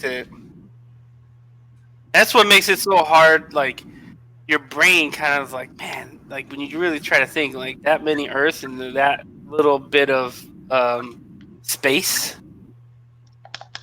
it's just a big diamond. Mm-hmm. Yeah, except not. Except it'll kill you. Yeah, except It'll shred you into a billion pieces. And if somebody pointed it at Earth, it would probably kill everything on Earth. Wow. Man, that's scary. But I don't want to just disappear into nothing. That's what's going to happen eventually. Maybe. Well, it happens to everything sooner or later. Yeah. Well, I don't want to think about that right now. Unless we leave the planet. I'm trying to figure out how to make it through this map without getting shot. Like, probably some fucking 3-year-old kid probably. Like, I'm an independent as far as like political shit go, or I don't know if independent is the right word. Let's just say I don't give a fuck. But like one side's saying like climate change today isn't a fucking thing. The other side's like, oh, we're fucking dying because of climate change and shit. And when I fucking do my own research, some shit starts coming to light on both sides. But one of the main things that fucking scares the shit out of me that I didn't realize until recently, I heard some motherfucker say it and I didn't believe him. And I looked it up and it's true that we are losing 150 to 200 species a day to extinction right now. And it's supposed to be, what was it, 50 a year. I didn't even know we had that many species. Well, part of the deal is we don't know how many species we have. We know how many have been lost over the years. We actually know more about outer space than we do our own oceans at this point. Yeah. Because they said only like 10% of the ocean's ever been explored or something like that. I then dug into. There's a bunch of creepy shit in the ocean. I wouldn't want to go in there. I don't. Amen to that. Dug into. Okay, well, I mean, who cares? I mean, because we could discover 3 times as many as that. So Google, how many species do we discover per day? And it's about 50. So, but does that include bacteria and yeast? Yeah. Yeah. So, I mean, we're still losing a hell of a lot, like more than we really naturally should. So that kind of freaked me out a little bit. But the only thing is we don't know what we naturally should. You know, it's kind of like you were talking about the climate change argument. You're comparing, you're making all these, you know, the global warming chicken littles are making all of these arguments and going crazy and throwing these fits over quote unquote climate change, and they are looking at a 2 billion year old system and they're judging it based on 100 years of data. That's fucking nonsense, you know. You can look back through the geological record and see where even before humankind there are 4 distinct periods where it was a lot hotter than it is now, and there was a lot more CO2 in the air, and the planet thrived during all of those eras. I've got a graph of this somewhere. I noticed that too, Tim. About a week ago, we hit, I don't know, it was like 98, and it was only just like a week ago, right? It should be like much cooler than that. And in the not the almanac, but in the news or whether the forecast on AccuWeather, it said the record, so like a record for many years. The last record was 97 in 1938. I was like, well, that blows climate change. Right. Out of the fucking water. Exactly. That's exactly what I was about to say. Most here in this part of the country where I live, most of our records that were set during the Dust Bowl are still on the books. So Yep. And then when I was a little kid in the 70s, down in grade school, when I was really little, I can remember them scaring the shit out of us by showing us these films on a film projector, telling us that an ice age was coming and we were all going to freeze to death. Yeah. It's just a bunch of freaking nonsense, man. Give it 10 years, it'll all swing around. Yeah. One thing I'm noticing as I get older, the same ideas keep coming around every few years. Yeah, they kind of get recycled. Yeah. Well, you got to think they, and this happens in pretty much any business. Probably most of you, any place that you work, have dealt with this, where they pick something and they focus on it, hyper focus on this subject or this thing, and then in a blink of an eye, they're onto something new, something different, something else is happening. Yeah. Well, the problem is science is government funded for the most part, right? So in order to get funding, there has to be some kind of important thing to research. And so if you're researching the climate, it makes sense that you're going to say, hey, global warming is about to kill everything on this planet. We need to do research on it, so you get government money. So here we go. So average global temperatures for the last 550 million years. Here's where we are right now at the far left. You can just see where we are. Now you can see that we're in a cycle of warming, but you got to keep in mind that we're coming out of the mini ice age. When the country was founded, George Washington fought on the Potomac at the very end of the mini ice age. And it was way, way colder then. So since that time, we're back into a warming trend. But if you look here, if you look back, I don't know, you can't really see my pointer, but if you go to the first big hump at the left near 100 million years ago, you see how much hotter it was. You can go to about 275 million years ago. You can see it was way hotter. And then so you see those peaks, at 100 million years ago, 275 million years ago, 375 million years ago, and almost 500 million years ago, where the planet was way, way hotter. And you can look at the CO2 concentrations in the geological record and see that during some of those times, the CO2 concentration in the atmosphere was wildly, exponentially higher than it is now, and the planet was doing great. So it's to me, I totally understand that the climate is constantly changing. There's not a question about that. I'm thankful I don't live in an ice age right now, but I've lived long enough to know I'll be 50 here in a couple of months. And I've seen where the media and the school system, the government schools, repeatedly try to manipulate people through fear. And it's usually aimed at taking away your freedoms and getting you to pay more in tax money. And that's what all this global warming shit is all about. Yep.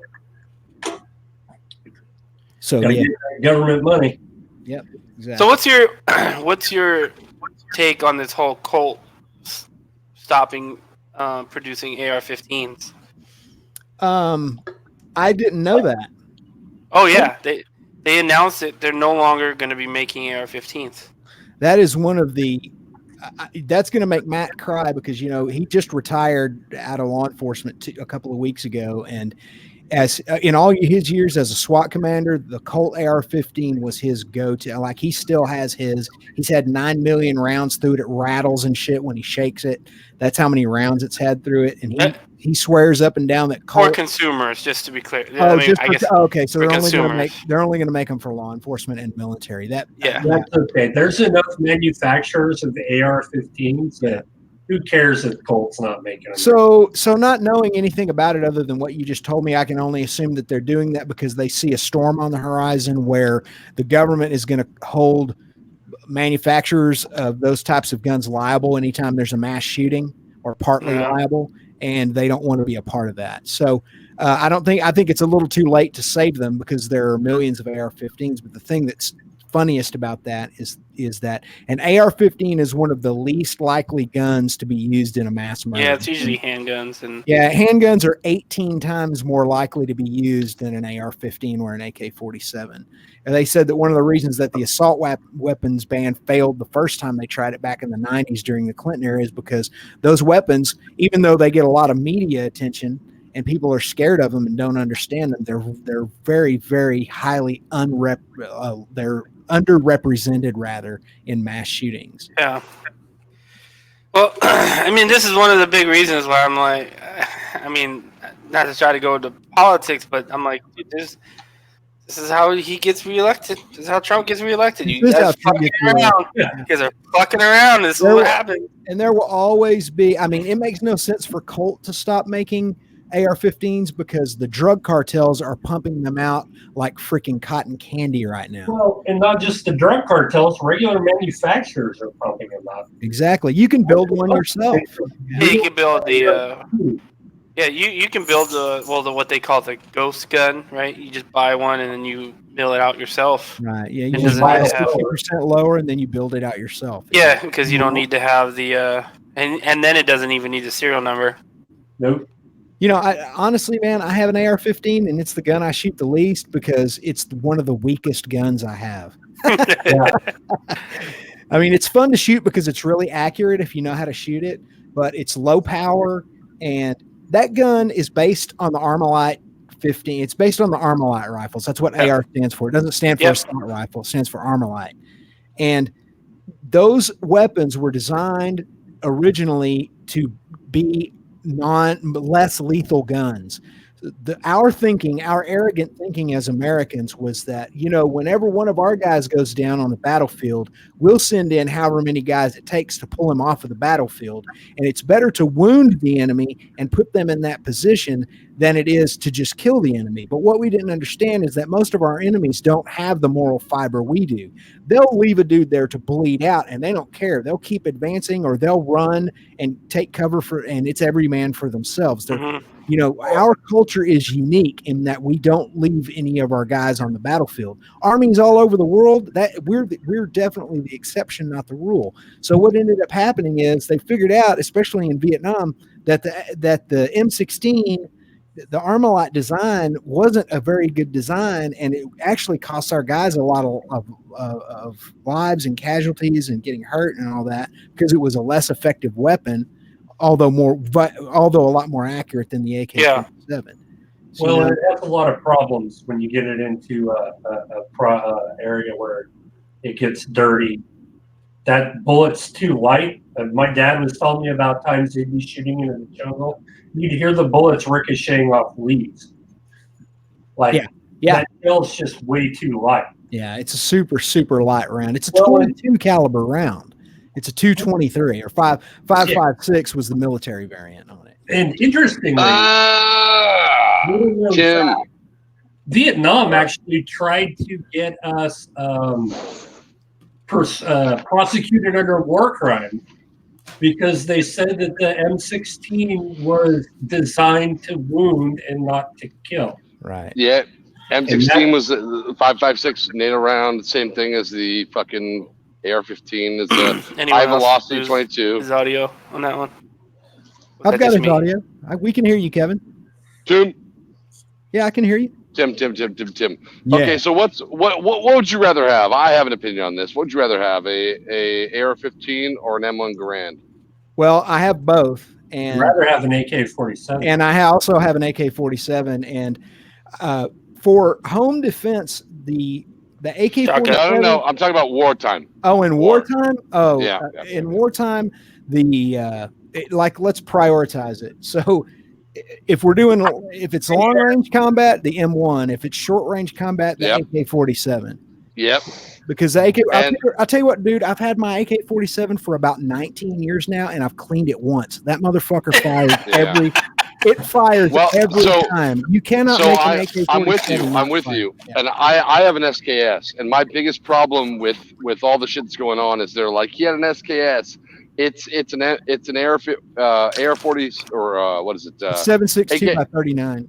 Yeah, but it's an AK-47 variant. I'm sorry, no, it's not. The SKS was developed before the AR or the AK-47. Before the collision. It was right. Yeah. So it shoots the same round, but they missed the mark on that one. So sorry, news people. Yeah, 7.62 by 39. That's also a NATO round. So all right, it was a Warsaw round. M1 Garand shoots a fucking .6 round. I love that gun. I really want one. Yeah. You ever shot an .6? You know, bolt action times. rifle. Yeah, it hurt. It's the hurting zone. Hurts. Yeah, it hurts your shoulder. 30-06 with a straight stock kills on both ends. Yeah. Save your money in BAR. Well, yeah, okay, yeah. I mean, but the whole thing was multiple soldiers. You know, if you were to buy 5 guns, what would you buy, right? The most popular in the world. You'd buy something that shot a 45 caliber ACP, a 12 gauge shotgun, a 22, and something that shot 7.62 right? Mm-hmm. Yeah, because those are the popular calibers. Yeah, you always want to have firearms in your arsenal or your collection or whatever you want to call it. I call it an arsenal, depending on which set of guns we're talking about of mine. But you want to have common rounds. You don't want to have a bunch of weird. You don't want to have like 10 millimeter. You don't want to have 9 millimeter Makarov. Those are hard rounds to find. You always want to have, rounds like 223 is a good round. Well, get my Pua out. Yeah, go fuck. Yeah, exactly. Yeah, your 458 Rigby. If the shit jumps off, it's going to be hard to find ammo for your 458 Rigby. You want to have common guns with common rounds, NATO rounds, Warsaw rounds. Well, not only that, but you're thinking about weight, right? So 7.62 that's kind of a heavy round. Yeah, it's like a 30 deer rifle, right? That's okay. Yeah, it's effective, but it's heavy. Yeah. So what do? We do a high velocity 22. We do a 7.62 NATO, right? Or a 7.62 39 is still a heavy round. So you do a 5.5. What is it? 223 or 223 or 223 is 5.56 NATO. Yeah, 5.56 NATO. So if you have 5.56, you can shoot 223 or 5.56. It's a high velocity 22. You can carry 100 rounds of ammunition, not a big deal. Same thing with the 22. If you have a Ruger 22 bolt action, you're gonna kill every fucking bird you shoot at. So So just to clarify though, real quick on one thing you said, just because you have an AR-15 doesn't necessarily mean it'll fire a 5.56. It needs to be an AR-15 that is designed for 5.56. Then it will fire and then 5.56 will shoot 5.56 or 223. Exactly. But AR-15 comes in everything from BMG all the way down to 22. Right. Right. Yeah, you can build it in virtually any caliber. Where do you go? Oh, he probably lost connection. Yeah, he'll probably be back. Yeah, I have half an AR-15. I haven't. I've had it for like 5 years. You're not allowed to build it though, are you? Yeah, we could build them. Oh, can you? I didn't think you could have them there. Wait, unless they change the law, but. Oh, okay. Well, hopefully you can get it registered, but. Only the lower needs to be registered. The rest of it you just throw on there. Yeah. Everything else can be ordered on the internet. Right. But if you get caught with a pistol grip, you're fucked. Well, yeah. I mean, first of all, you have to build it to CA standards. So, and the current CA standards are long rifle, basically featureless, right? No. Somebody's cat is pissed off. That's my cat. He's not pissed off. He's just always pissed off. Man. You're probably trying to lick that blue shit off your head. Oh, snap. Hey, kitty. Yeah. You're on the YouTubes. Yeah. You're on the YouTubes. Anyway. Jim, I love you. I miss you. Donamain hates guns, so that's cool. If you hate guns, I suggest that you not buy any. But don't tell me I can't. Just don't tell me I can't buy any, and we will be totally cool and friends forever. Yeah. Yeah, it's just interesting. Kind of interesting across the board how the dynamic of politics and I know what's going on, man. It's crazy, man. Yeah. We just did a podcast on the Van Cave that talked about this very thing, and we talked about it from our perspective as West Texans, as growing up. We grew up in a gun culture. In fact, the episode is called Gun Culture, and it's, in fact, I'll link it for anybody who wants to watch it. It's unique because it's a freshly retired cop, a guy who works as a civilian in law enforcement, whose dad was a cop who grew up around firearms, and me, who spent some time in law enforcement and grew up around firearms and in the country where you can't you have to have firearms. You got to have guns if you grow up in the country in West Texas. There's just no two ways around it. So anyway, I'll post it in there. It is right there. I'll post it in the side chat. You guys can bookmark it and watch it later if you want to. Yeah, it's like about an hour or so. Pivot to something motorcycle related and politics related. Yeah. Let's go back to motorcycles because there's lots to talk How about. does Guns. Don't talk about guns. No. how do you think Trump telling the California Air Resources Board to piss off affects us being able to buy exhaust? I don't know anything about it. Tell me. Wait, did what? So Trump, so California had an exemption to be able to set stricter emission standards in California than the rest of the country. Trump this week rescinded that exemption and said that no, California can abide by all the rest of the emission standards that the rest of the country abides by, which basically means that CARB now cannot tell you can't buy a new exhaust. Yeah, you know what, man? I actually disagree with that. Not because I think CARB is a good organization. I think they're generally a bad organization, but I think that's federal overreach. Yeah, well, now hold on. Let's look. Now I know something about CARB because I was a mechanic for a long time. Yeah. And I will tell you one thing, that every automotive manufacturer builds their cars for California, whether they want to sell them in England or Scotland or fucking China or whatever. They build them for here in California because if they can pass in California, they pass everywhere.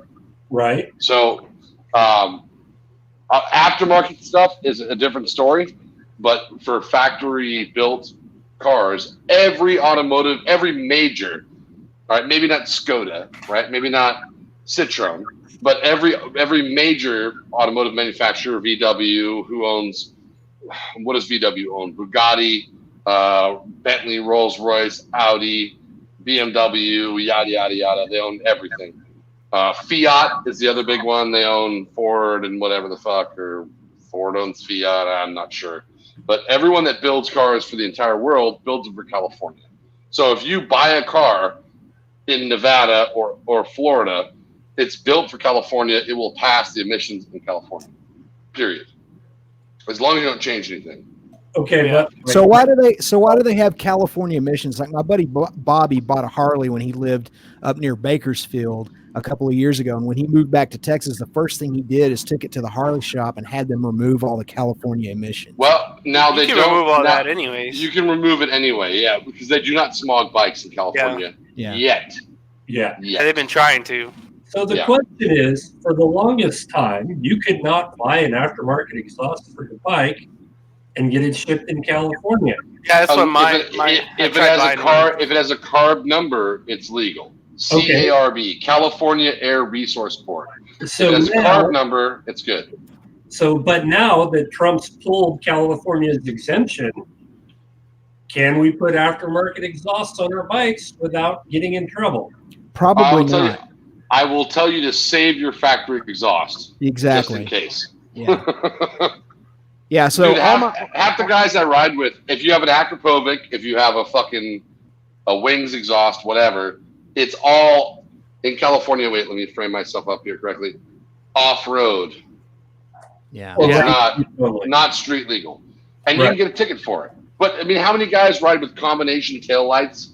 That's illegal in California. You have to have your blinkers 9 inches apart. You know, the same thing. Yeah, right? like Triumphs are like that. Yeah. I'm surprised I've never been pulled over for it. Yeah, even here in Texas, where out here there is no smog testing on any vehicles out here where I live, and so definitely not. Up until recently, they used to dyno cars in California. They put your car in a dyno and then do a five gas. Yeah. Up until about probably 6 or 7 years ago, they would dyno your fucking car. Now the computers are so good, they just plug the OBD2 connector in. And I think if you're, is it 2002 or later or 2005 or later, they just plug the computer in. But if you're older than that, they send you to we have two kinds of smog here in California. We have test only and we have STAR.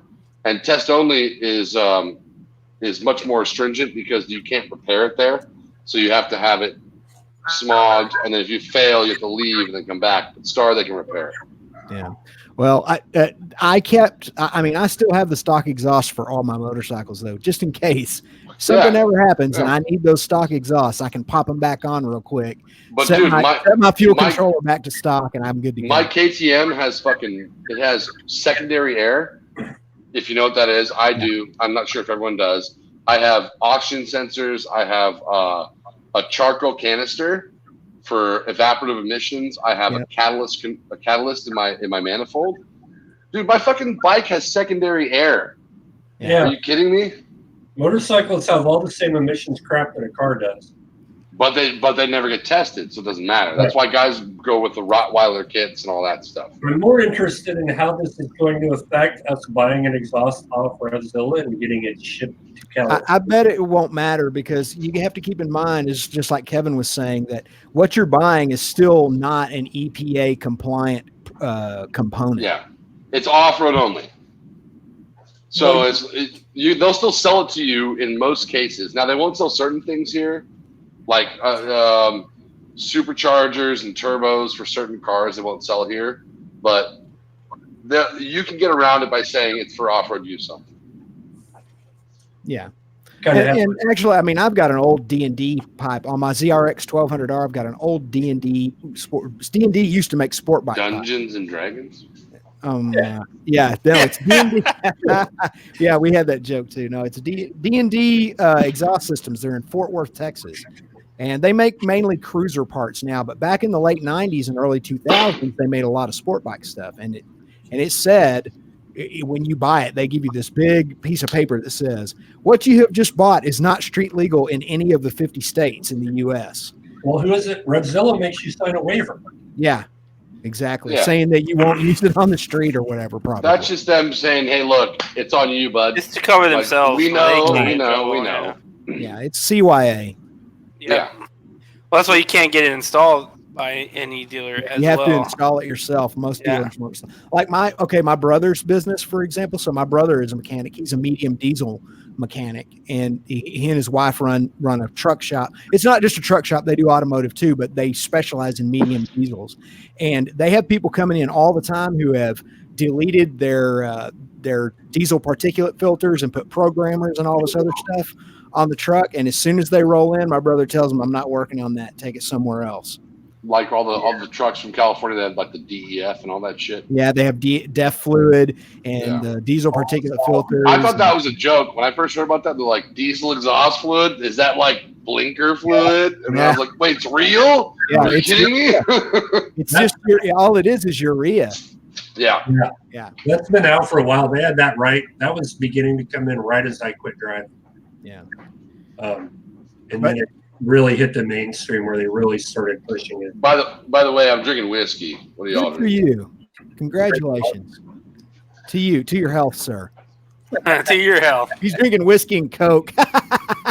It's not exactly a mixer until it's in his mouth. I have yet to find a dealer here, actually. So. Oh man. Yeah, it's you know, and those DPFs are the worst thing that anybody ever thought of. They are horrible mechanically. They're extremely expensive. Yeah, when they mess up, and they will mess up because they're flawed technology, they're extremely expensive to replace. Yeah. What they do essentially is, you know, it's a particulate filter. All that black soot, it catches all that shit. Well, at a certain point, it gets filled up with soot. So what it's got to do, it has to do something called a regeneration. And what it's doing is it has to fucking idle for fucking 40 minutes to regenerate. Well, that's a manual. That's a manual regeneration. But normally the truck will regenerate while it's driving. But what it's doing is it's heating those DPFs up to like 1600 degrees temporarily, and it's taking all that soot and burning it into an ash that settles in the bottom of the filter. But the problem is it can only do that so many times, and pretty soon that thing's filled with ash and it needs to be replaced. And the more you idle a medium diesel truck, the quicker those DPF units will go out. And it's like $5,000 to replace them. Wow. Hey, Tim. Anyway. Yeah. Do what? Tim, I haven't been on a panel with you in a while, and I want to talk to you about something. Sure, absolutely. Because we're on the subject, so I might as well talk about it. Let me readjust my camera so my fucking cupboard isn't in the way. But so what I see is overall in politics and in the back and forth betwixt left and right and whatever, we have this push and a push back, and it's well, you know, AR-15s are bad. Okay, well, pistols kill like 10,000 times more people. Well, we still want to get rid of the pistols. It's like, well, okay, diesels are bad. Okay, but it's like the semis that they're the ones that like idle for fucking 12 hours because the guys are cold and they're in the middle of fucking nowhere in Montana. Well, we're going to make you use DEF in your fucking Golf.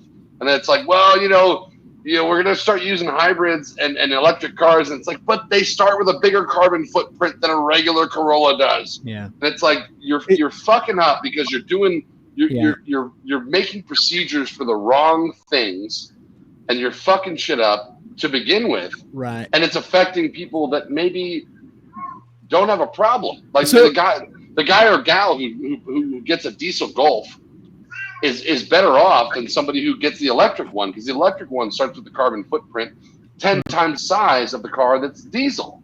Yeah. So and the diesel person has to pay the price. Yeah. This is what Cliff would refer to and would tell us all is it's what he calls magical thinking.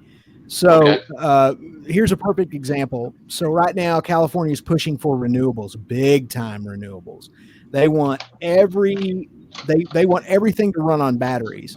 They want giant battery stations that will collect the solar and wind energy during the day. You make me a girl that runs on batteries at night, by the way. Okay. So that sounds pretty good until you figure out that the amount of cobalt and lithium that it would take to build those battery stations is invasive. And and by the way, lithium's poisonous, right?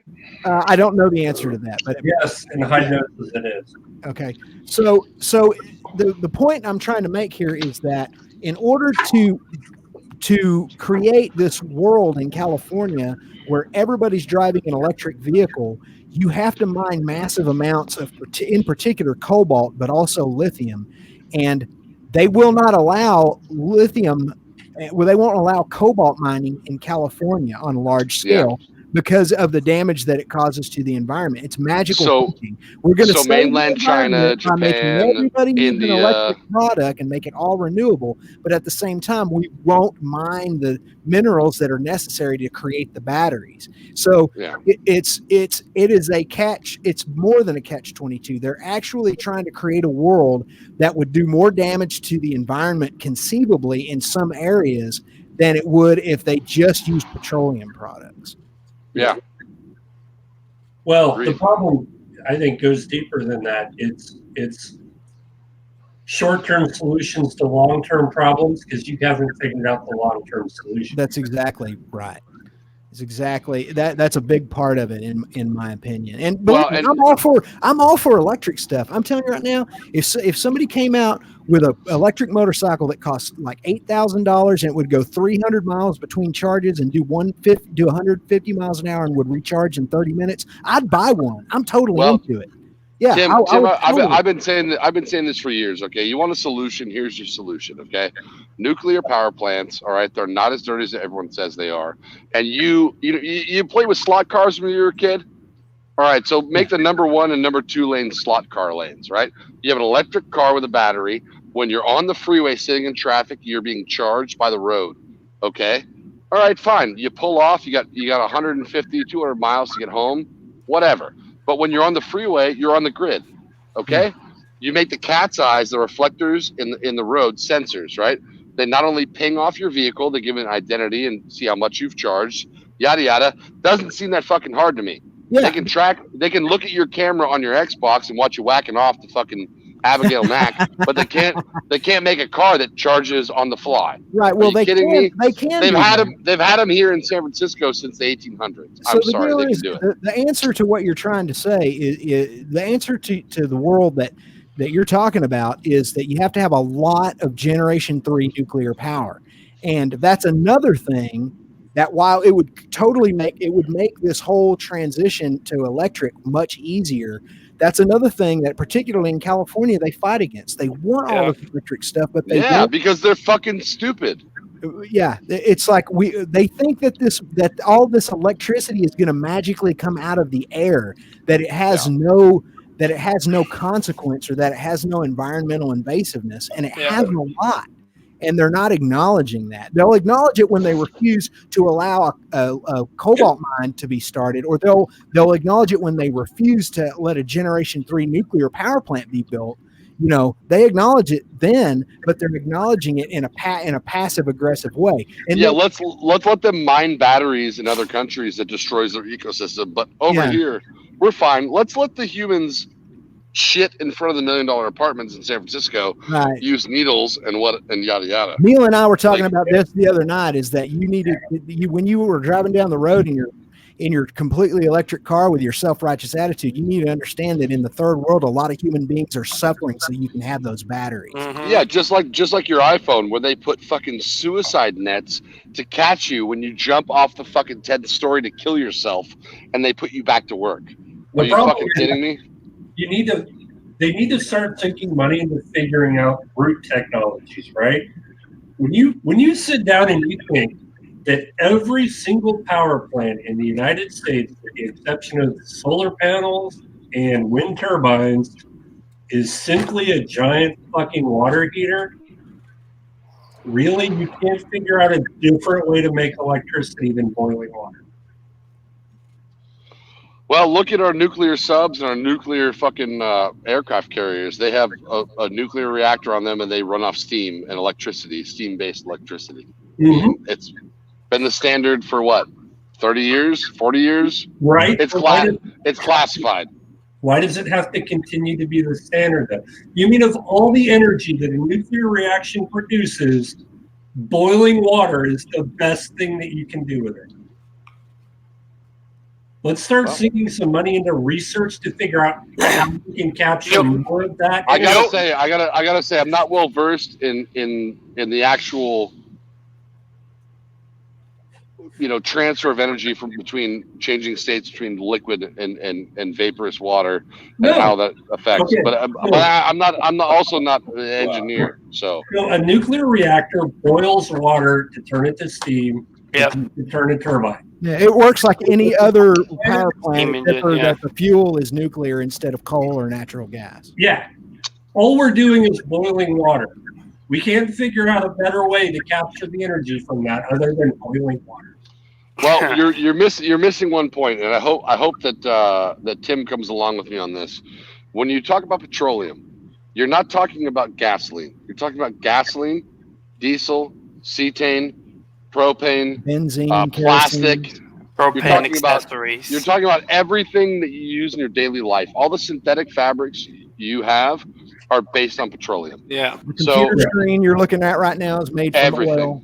Yeah. So when you think about a refining crude oil, it's like a stack with. This is a crude example, but it's a stack with pipes at 1 foot, 2 foot, 3 foot, 4 foot, 5 foot, 10 it's foot, a distillation. 11 foot. It's a distillation. And the higher you get, the lighter the gas gets, right? But at the bottom, that's your tar, your fucking all that shit. Our whole life revolves around petroleum products, and it's not so easy to pull the fucking plug on that when you have a kid that's 5 that's going, buy me that shiny piece of plastic. Or you need a new set of tires for your car. Yeah. Or your bike. I mean, the more we go into the future, the more polyester is used and not rubber, right? The more expensive your tires, the higher the rubber compound. But my point is, how much science how much money is being focused into the science on coming up with something different? Yeah, not enough. I guess maybe not enough, but here's what I don't understand. I'm kind of like Kevin in that I don't understand. I couldn't tell you off the top of my head what the rate of efficiency on turning a turbine with steam is. I don't know that. So probably pretty fucking low. I don't know if it, 1.8 nanonickels to be exact. Yeah. Thanks, Billy. Good on you. Thank you. We knew you'd have that. Yeah. Yeah, so that's the question. The thing about steam, though, the great thing about using steam to turn a turbine is that there are zero emissions from basically from the cooling tower. it just turns back into water. You know, right. And so in that sense, it's clean. And we use out here in West Texas, because we have such a surplus of it, we use natural gas to fire most of our power plants, and natural gas is fucking clean, man. Oh, trying not to make a fart joke. Yeah. But it's it burns super clean. What I want to say is that the point of me going through that was that all the fucking goddamn lefties and hippies will tell you that, well, man, you know, oil and whatnot. It's like, don't you realize your whole fucking life is based on oil? That's why when people are like hydrogen, I'm like, it's not going to work. Why? Because the infrastructure isn't there. You have to double the infrastructure to make the same thing work. And until you can make someone make more money for doing less work, they're not going to change. Well, the problem with hydrogen, though, is that making hydrogen, whether you're synthesizing it or whether you're pulling it out of the environment through compression, is extremely inefficient. It's inexpensive. Yes, it's crazy. Well, like I've said before, if you want to drive 100 miles and it takes you 10 gallons of gasoline, it takes you 20 gallons of hydrogen, which means you have to have twice as many filling stations, twice as many trucks, twice as many of the whole infrastructure. It's stupid. Where did Tim go? He left. No, Tim's still here. No, it was Billy. It was Billy. Okay, he was loud. We were boring, Billy. Yeah. But long story short is that if you want to, like the whole hydrogen thing, if you want to double the infrastructure, good luck, because that's quite literally twice as many gas stations, twice as many of this, twice as many of that. We're trying to simplify, not make it harder for ourselves. I mean, come on. And the carbon footprint for manufacturing, not manufacturing, but generating hydrogen is huge, because the way you generate hydrogen is you run an electrical arc through water, and it splits hydrogen and oxygen out. And it takes a lot of power to do that. Yes, and it's a lot of electricity that has to come from somewhere. Right. Which is going to be coal, natural gas, nuclear, wind, something. Right? Mm-hmm. So, by the way, a large-scale steam turbine in a power plant's somewhere between 30 and 40% efficient. Okay, yeah. So you're right. So that's good. That's maybe some, inventive thinking on your part. Is there a better way to turn the turbine? Well, if you guys watched Joe Rogan, he was talking about wondering why we don't use the power plants as also desalination plants. Since you're turning it to steam anyways, why not collect the steam? Yeah, it's desalinated. And because, it's super fucking expensive, right? Yeah. Yeah. So why not just collect the water that's being used in that process, and now you have desalinated water? And he was talking to, what's his name, Neil deGrasse or whatever his name is. And he's like, yeah, that's a good point. I don't know why no one's ever... The problem is high temperature salt water. Salt lowers the boiling point of water. So now you have to produce more heat to boil the same amount of water. Mm-hmm. The second part is salt is extraordinarily corrosive. So you've got massively increased maintenance costs. Anybody who's ever owned a boat in the but you're already doing that though. You're already dealing with salt water. They use salt water. It's already doing that. You're just collecting the steam instead of letting the steam go.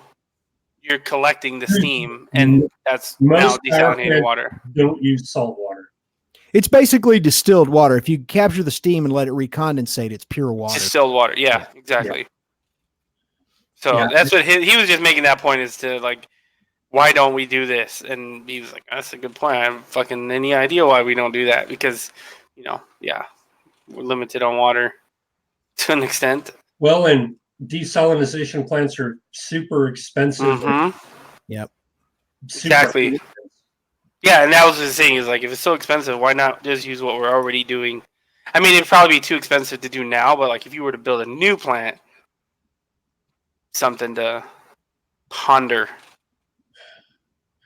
Problem is, they don't boil water in modern desalination plants. They push it through a membrane. which allows the water to go through, but not the salt. Mm-hmm. So then you have to like scrape that out. The real question would be places like Salt Lake City, where they scrape salt out of the Great Salt Lake. Why don't they worry about filtering that out rather than just scraping it off the bottom of the lake? Interesting. And generate some fresh water that way. Yeah. Well, if you want to know what the real solution to all this is, it's that there are too fucking many of us on the planet right now. Yeah. There are a lot. There are 6.5 billion of us right now. Yeah, we've what doubled the population? I think we are on a downward slope. If you look at like newer generations, I've had tons of friends that are like, I don't want kids. I don't want kids. I don't want kids. So there is a trend towards not having kids. So call me an optimist, but I'm a big believer that science can solve all the world's problems. The problem is that science, as in the most scientifically advanced nation in the world, has been politicized. And things that get hot button attention get most of the funding. Yeah, but when science says stop having kids, I mean, but I think you're right. We do have too many people. There's a lot of people. Like Bill Burr said, 80% of you motherfuckers have got to go. Yeah. Yeah, it's just, I don't know, crazy. It's a strain on resources either way, man.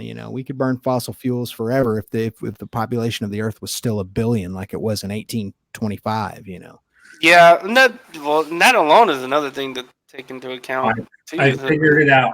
Instead of burying people, we just need to compress them into new oil. Compress them into new oil. I'm putting this YouTube link. This YouTube link to this graphic that shows world population through time, and you see how quickly like an explosion. It exploded. There was a population. Well, was it like after the war? It was. Yeah, it started. The real big explosion started happening in. Here, wait a second. Yeah. Right about the Industrial Revolution. Well, yeah, it started. It's right about the time life expectancy went through the roof. Here, let's see. I'm trying to move back to you got to keep in mind that in the year 1900, the infant mortality rate was 50%. So if you had a baby in the year 1900, you had about maybe a 50-50 chance it was even going to live. I'll tell you what. In the year 2000. You want to see something morbid? Go to like the Midwest and wander around old cemeteries and look and see how many of those graves are kids. Oh yeah, I did a video on that a couple episodes back. It's got the Me and the Boys meme on it, but it's the second thing we do in the video is go visit an old turn of the 20th century cemetery, and it is filled with infant graves. Yep. Yeah. Okay, so here, let me show this real quick. Hold on, I'll share it. Screen. This is so much more complicated sharing a screen on this. If you look down at the bottom of this graph, you can see where all throughout human history, the population of the world was way, way, way down here. And then about the year 1800, it started to climb. And then right about here, it went fucking nuts. And that's about, that's industrial, right around the time of the Industrial Revolution. And it's projected, it's about right here, right now, and we're projected to max out at around 9 billion people before there is global population. Before we're fucked. Well, nature is powerful, and she will correct things. And that is very true. Yeah, she will. I will say, dude, she's correcting things down in Texas right now. You're saying. She'll send famine and disease and all kinds of stuff. And floods. Send floods, maybe. AIDS. Huh? AIDS. Yeah. Come on. Anyways, you guys are being racist. Yeah. What did you say, Kenny? It's nothing racist about AIDS. I'm just gonna say I'm leaving. I'll catch you guys later. All right, man. All right, man. Text me in the morning or whatever time you think you're gonna come by. Yeah. I'll text you in a little bit. All right, man. All right. Ooh, texting you a little bit. Gives you a little bit of a nighttime fun time going on there. Huh? Hey, you cut that out. You knock it out. I calls them like I sees them, dude. Come on, man. Yeah, I think we're gonna try to go ride somewhere tomorrow. I gotta apologize for my absence. By the way, my girl is quite literally in Kathmandu at the moment. Wow. So, yeah, she went to Everest Base Camp. Oh, how did that go? Did she? Yeah, it's great. She's over there with a bunch of Polacks and Mexicans and Bob whatnot. Seger. Is Bob Seger over there? Well, I mean, according to his song Kathmandu. Well, it's in Nepal. She climbed the Mount Everest Base Camp there. Oh, okay. What's she doing? Just climbing the base camp? Yes, it was a one of those like Groupon treks or something like that. Yeah. Speaking of go over and see all the dead bodies. Yeah. Speaking of that are covered green boots, he's the guy, right? Yeah. Man, a bunch of people died up there this year. It was a massacre up there. You seen that video, the picture or video of the 104 people that were summiting at the same time? Fucking morons. Oh yeah, I saw that picture. Joe Rogan was talking about that. There's like a line to the top of that place now. It's like a tourist. Yeah. Yeah, so apparently the climbing season was short for whatever reason this year, and the government just decided, screw it, let them all in. And then, like, I don't know how many died. Scores of them died. Global warming, man. If someone's like, "What do you want to do for vacation?" They're like, "You want to go to Everest?" I'm like, "Fuck no! Let's go sit on a beach in Mexico, dude. Fuck Everest." Sorry. Yeah, I'm not wired like that, man. I like some risk. I like some thrill seeking. That's why I do things like flying airplanes and riding motorcycles, but I have no desire to climb to the top of Mount Everest. That's just, I mean, total props to anybody who wants to do it, but I just don't get it. It's a lot of work to almost die. Yeah. Or let me rephrase, it's a lot of work to start dying and then hope you get down before it actually completes. I know a guy who did it, a guy who actually he owns the local Honda shop, did it about 25 years ago or so. He's retired now. His son mainly runs it, but I do believe he did a lot of mountain climbing, and I think Everest was one of them. It's craziness. So yeah, that's pretty crazy. Yeah, you just have to be wired a certain way. And oh shit, we're sending troops to Saudi Arabia. Really? Yep. Man, Trump. Yeah, it has to do with the drone attack. Oh man, dude, dude, I have my complaints about Trump. Don't get me wrong. I got plenty of complaints about him. He's so far from a perfect president, but one of the great things he has done over the past 3 years is he has not sent us into another stupid ass war. It says they're going to be for defense, so we're not. Oh. So it says the president has approved the deployment of U.S. forces, which will be defensive in nature. So I'm assuming to help protect oil fields. Yeah. Yeah, so we're going to defend the country. We're going to have a lot of people get pissed about that. We're now going to defend the country militarily who sent most of the 9/11 terrorists. Exactly. Fuck me, dude. That's exactly right. Fuck Saudi Arabia, man. Fuck Iran too, but fuck Saudi Arabia as well. I'm still a big fan of turning that whole region of the world into a giant pane of glass. Any place that will beat a woman to death for walking down the street without a man or a cover over her face. Yeah, fuck those people, man. Yeah, so but at least it's not necessarily this like. Out of all the things that have happened where they're like, it's for the oil, man. It's for the oil, man. We're only doing this because this is the one time where it's like pretty evident. Yeah. We're going there to help protect the fucking oil. We're totally doing this to protect the oil. They attacked the oil field. Yeah. This is the one time they did not even attack a civilian target. They literally attacked a tactical target, and it was oil fields. Yep. Oh, yeah. Saudi Arabia has been about our only ally in the region. So this is going to make the price of oil go up too. Well, I heard they were talking about U.S. releasing its. Yeah, the U.S. is making up the difference. Yeah, exactly. Because it was 5% of the oil. Yeah, 5% World's of oil? global oil supply. That's the thing, though. The U.S. has so much fucking oil. We have a lot of oil. Yeah, we got just keep it on hundreds of years of reserves. it, yeah. Oil closed at 58.09 today, down 4 cents actually, but that may have been before this news broke. It may come back and rally a little bit on Monday if with us moving those troops in there. Guys, man, I put almost, I think it was like $17 in my bike, and I was like, what the fuck? $17, man. I used to put $20 in my old car and used to fill it up back in the day. I remember when $20 would buy me a pack of cigarettes, a movie, and a full tank of gas in my 2002 Cherokee. Yeah, $20. We had a 2001 Hyundai Accent, and it was fucking like it was like $12-15 and fill up the tank. When I first bought my 1995 model Jeep, my Wrangler YJ, it cost $18 to fill it up from empty. I remember my 73 Chevy C10 pickup cost $19 to fill up. I don't care about your 73 C10. I care about Tim Creed's his fucking YJ. I also had a square headlight Jeep, and I love that thing. I had 94. Oh yeah, here I'll show you. Damn, I'll show you some pictures of it. Hang on. I'll send something to a picture of somebody with somewhere, but you know, come on. I miss everyone's like round headlights Jeep. I'm like, fuck you guys. I loved the square headlight. I love my YJ, dude. I had it for 19 years till a Papa John's Pizza Boy KO'd it. You know why I love that? Because MacGyver had one of those. Did he? Yep. He had a YJ Jeep.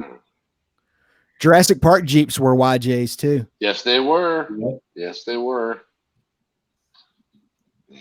Square Jeeps are good.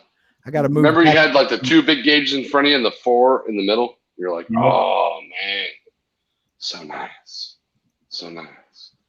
Let me play with my dick a little bit. 2. I'm looking for it. It was a sweet Jeep, man. I didn't do too much to it. I didn't trick it up and make it all stupid. It was. Oh, I did a spring over. Oh, did you? Oh yeah, yeah. 5.5 inches lift, $350.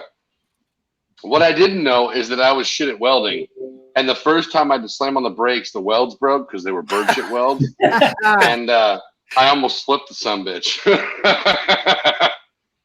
Wow. Also, I put 33s on it, and I had a 4-cylinder in that Wrangler, and yeah, mine. I'm doing 45 up the hill on the freeway, like semis are blowing by me. Josh says he can't even drive his YJ. It costs so much to fill up. It gets like 15 miles a gallon. Yeah, that's about what mine got.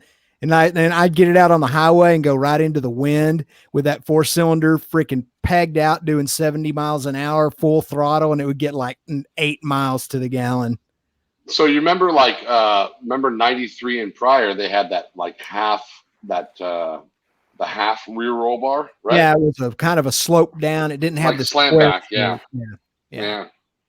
Yeah. I got exactly the one I wanted. I had to special order this one to get that color. And man, oh my gosh, it took 3 months for this thing to come in, dude. I'm 25 years old. I already made the down payment on it. I called and bugged that freaking car salesman for 3 months. Did it come in? Did it come in this week? I bet he was so glad to have me out of his hair. But in that picture, you have aftermarket fender flares, yeah? Yeah, the front fender flares are aftermarket. 4 inches wide or 6? Yeah, but the reason I did that is because the wheels actually made it actually pushed the tires out a little bit further. Yeah. And went from 80-20 to 50-50, right? Yeah, and so I put those big ones on the front to keep from throwing mud and stuff on my windshield. I didn't care about the back. I left the stock ones on the back, but I just replaced the front ones because I'd go hunting or something and I'd get in some mud and those little fenders, those little original fender flares, it would throw mud all up on the top. Oh yeah, I remember driving around with my doors off, getting hit with mud chunks like bum bum bum bum bum. No, I so loved this Jeep. Did you guys see the new Jeep truck? Of course. Are you fucking kidding me? I drove one 3 months ago. Come on. Did you? Yeah. How was it? Cool. It's like a really, really, really long 4-door Wrangler. Yeah. It's great. Expensive, huh? No, they start at like 32. And here's the thing: is that everyone's like, "Well, that's expensive," but if you compare them to the Colorado or the Tundra, or I'm sorry, Tacoma, or the what's Ford doesn't? Do they have a Ranger again or not? I'm not sure. Anyway, the Ranger's supposed to be coming back, but the fucking thing costs $30,000. Who's going to buy a Ranger for $30,000? Right? I looked at one at the car show. I'm not paying $30,000. The same guy that buys a fucking F-250 for $100,000. Yeah, the point is the Jeep truck only comes in 4-wheel-drive. Only. Man. That's where the difference is. Like, well, I get a Tacoma for 28. Yeah, 2-wheel-drive. This is what I really miss right here is my 78 KZ. Here in the caption, I'm talking about how I'm never going to sell it, and I sold that fucking thing like an idiot. Cannot. I loved that motorcycle. I would do just about anything. Are you familiar with the term snail trail? Yes. Yeah, you might have a snail trail on that one or two. Come on, yeah, that was such a fun motorcycle, and everybody loved it. It got so much attention. I spent so much time. Well, it's orange. You might as well just go buy a KTM. That's like I literally one time was in traffic and this guy's like, "My kid loves your bike," and I'm like, "It's got orange, right?" He's like, "Yeah." Yeah. I'm like, "Yeah, I know." Come on. That was Mopar orange. Here's another bike. I kind of missed this bike. I had this bike for 9 years.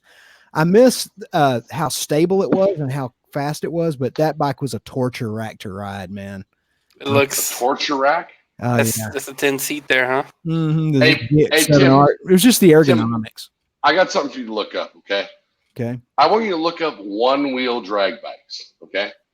There's this chick, all right, her name's Kat, and she's one of my customers, and she holds the Guinness Book of World Records for the fastest time on one-wheeled motorcycle drags. What? Huh. Yeah. She took a Gixxer 1000 motor and put it in a hand-built frame and fucked everybody up. She weighs like maybe 120 pounds. She's like 5'1". This girl's crazy. Oh, that looks fucking weird. That looks sketchy as shit. That does look sketchy as shit. What are we looking at? The one-wheel brown top. The one-wheeled. I might be a little behind. Right in the front. Oh, I'm looking in another. Yeah, I've still got my Facebook window up with all my photographs, but I have another window open too. So on my other monitor. Catlin, not Caitlin, but Catlin. Dude, that looks weird. She wrecked shop, dude. She's one of my customers. I saw her today. She's fucking awesome. They have races down here in the dirt. It's pretty fucking cool. Yeah, it's in the dirt. That's what I was looking at. Basically, she has a Gixxer 1000 motor on a one-wheeled bike with some skids. Yeah, you try not to flip it. It's pretty cool. Not gonna lie, she holds the world record. Freaking nuts, man. Yeah. Oh, I get to go test ride bikes tomorrow. Yes. Good. Me and the boys are going to the Harley dealership. They got the Harley truck down there going to take me around. Don't do it. What do you? What was the bike you wanted again? The probably going to be a Fat Bob, but depends on how much I like that lowrider tomorrow. I like the Fat Bob, man. I like the new Fat Bob. I know it gets a lot of hate, but if I had like just a blank check to buy a new Harley, I had to buy a new Harley with it. That's the bike I would get. Yeah, if I had like 30 grand, I'd buy a Sportster and like $10,000 in gear that was leather and said Harley on it. And then I wouldn't wave to anyone else on a motorcycle and be like, "Fuck you, bitch," and then would be like, "Oh man, dude!" when it broke down. The other day on the way to work, I was behind this guy on a adventure bike, and of course he was like, all kitted out or whatever, and he would not get out the fucking way, dude. I was so irritated, man. And he kept looking in his mirror, and he saw me and this other dude there, and this would not fucking move. And then we finally just went around him, and he kind of looked all pissy. I'm like, motherfucker, get the fuck out the way! I was so pissed. And all I can think about is how you always bring this up. That was like the worst. Dude, that was like the worst one where he was like, fucking day with me. I'm going across the Bay Bridge, and these guys are like doing 40, and I'm like, the car's doing 45. Get the fuck out of the way. Yeah, it's fuck like you. Move over. It's like they look at me like, what? What am I doing wrong? And I'm like, you're a cunt. That's what you're doing wrong. Fuck off. That's exactly the conversation we had without words. Yeah. But I was like, and you could feel his ego, like, well, you know, this is how you're supposed to, and bitch, get out of the way. But you're on an ATV bike. Fuck you. Huh? Yeah, it was annoying. I was really irritated. I normally don't. I normally am like cool about it, but this dude, like, he just kept looking in the mirror, and he kept looking in the mirror, and he saw that we were there. That's the insulting thing. Was they look at you and they're like, I know you're there. I know you're there. I know you're there. Yep. Why are you still there? And you're like, bitch, you're not even wearing gloves. What the fuck are you doing? Then I'm thinking like, okay, there's not enough gap. We'll say maybe there's not enough space, and then we come across this giant gap where one side of the lane is no cars, like maybe 5 car lengths, and he doesn't move over. Yeah. And you're like, what the fuck is your problem? Accelerates 2.5 miles an hour and blocks your fucking ride. And you have to go like 1 lane over between 2 and 3, and you're like, bitch, what the fuck? Ooh, get the fuck out of my way. There's like hinting to a supercharged Z1000 or Z900. That's what I'm talking about right there. That lowrider. No. Yeah, Donamain was saying that it mentioned it, and I was like, yeah, man, golly, this is a cool freaking bike. No thanks. I mean, it's just pretty. I mean, yeah, with a lean angle of 19.5%. Probably. Yeah, good luck. I'm not looking to carve canyons with the thing. Yeah, that's not the purpose. What's the purpose? To be slow and dumb and loud? And be comfortable while I'm riding 1,000 miles. I'm comfortable on my fucking KTM. I'm sure Ghost is comfortable on his fucking, you know. I mean, so super low center of gravity. You guys can be comfortable on your bikes. I'm not comfortable on your bikes. Well, I'm sorry you're not 6 foot or above, but you know, you don't have to go to the dark side, dude. There are other options. I would, if I got this bike, I would definitely get the 114. I mean, I guess the Lowrider S comes with just the 114. I guess. Yeah, they actually, Harley's not giving you options anymore. They either come with the 107 or the 114. Yeah. Okay. All right. So here's what I'm gonna say. If you live anywhere but California, perfect. If you live in California, that's not the bike for you, because an 800-pound motorcycle that can't stop is not a good idea when people are darting between lanes. When you lanes, it only weighs 650 pounds. I'm sorry. It only weighs 650 pounds. Yeah. All right. But yeah, it is what it is. I've seen some. Look, if I lived in Kansas where all the roads are straight, I would ride trike, because it'd be like, I'm not trying to balance because I'm drunk. So fuck off. Yeah. Here, I want to show you a dude riding a Harley in California. Our Nicky Mouse. Yeah, I know, the guy in the canyons on. Yeah. Guess what? A Sportster, the one you Harley riders call a girl's bike. No, it's a dyno, dude. No, it's not a dyna. No. It is not a dyna. Look at his hand position. Is it above his shoulders or below? It's a fucking Sportster. It's a dyno. I know that guy. Oh, okay. Well, I'm sorry, but that cunt can ride better than you. You ride a dyna, I'm assuming. Oh, you're talking about the crazy dude that was riding a Harley in Holland? And guess what? Here's what you don't get about that situation. The police officers can ride twice as fast as that motherfucker. So fuck off. You're like, oh, look, I'm dipping in the corners. I'm dipping in the corners. And then all of a sudden you look to your left and there's 2 cops riding tandem in the same lane. No, not that guy. Fuck that guy. No, not this guy, but right after him. No, wait. I know No. he's on here. No, that's Ducati or whatever the fuck red frame and white tank means. Ducati Scrambler. Fuck a Ducati Scrambler. No, Those guys are this cunts. isn't it. No, it's the one from the back where there's like an R1 behind Yeah, the he's Harley. following right? him. Yeah. It's not a Dyna. It's not a Dyna. I'm sorry. It's a fucking. It's a Dyna. It's the girl bike. It's the girl bike. No, it's a Dyna.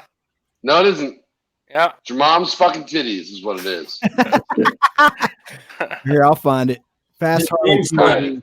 His name's National Motors on Instagram. His name is Cunty McCuntums is what it is. That is Hey, not this a guy. Sportster, dude. You sure? Yeah, that's a Dyna. What's the fucking difference? It's a cunt on a fucking Harley. Could say the same thing about KTM's. Just saying. My bike has 160 horsepower. How many does your have? Yeah, but how much torque does it have? 105. That's respectable. Yeah. And 530 pounds instead of 1,000? Anyone? How much was it? Bueller? 18,000. How much was your Harley? 36? Bueller? Rider S is only like 17.4, I think. Okay, how much is the Harley that guy's riding? It's a piece of shit, so he probably built it for nothing. he How much did he spend on that bike top dollar? Oh, well, it's I hard don't to know, but tell. he's wheeling the shit out of it too. Mm-hmm. This is not the video. But you got to keep in mind too that this guy, if you look at his Instagram page, he's got these Harleys, but he also has sport bikes. So he has If you put this guy, can you imagine this guy on an R6 or an R1? Oh, I bet he's a He'd be like, badass on that pig of a motorcycle, man. But it's cool what he's doing. Oh yeah, he's showing that you just because you have a Harley doesn't mean you can't corner well and go fast.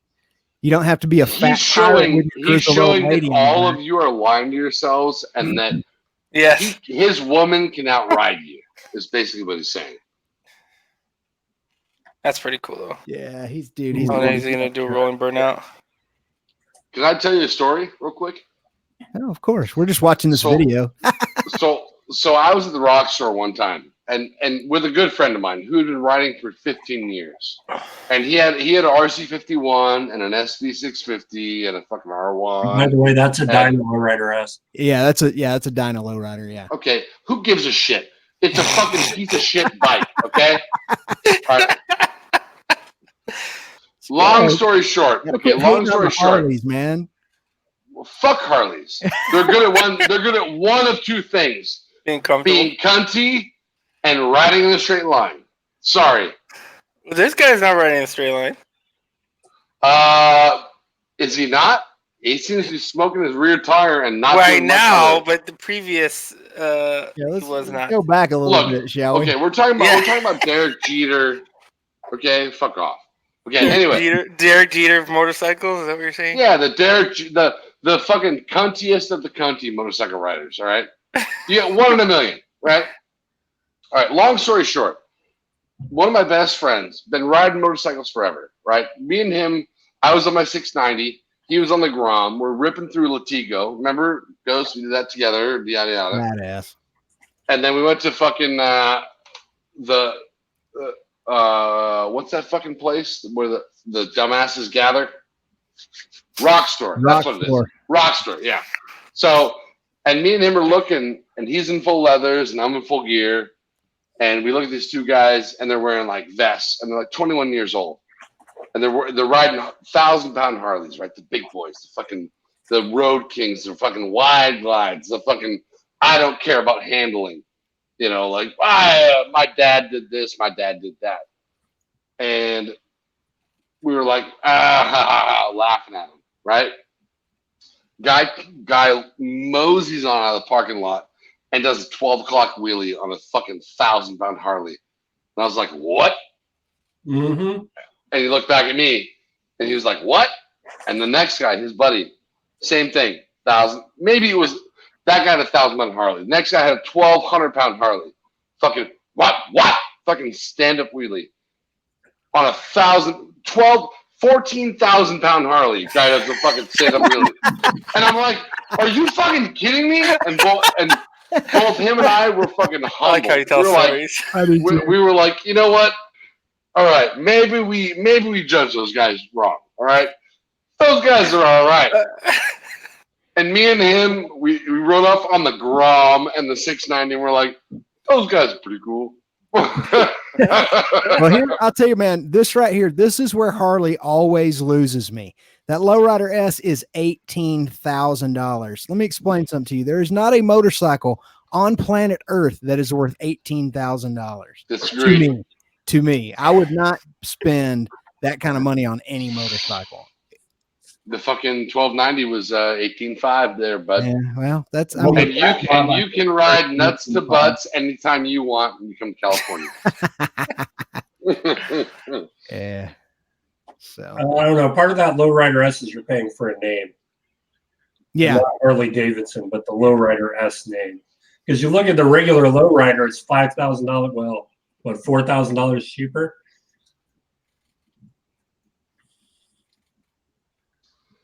Hold on, back up.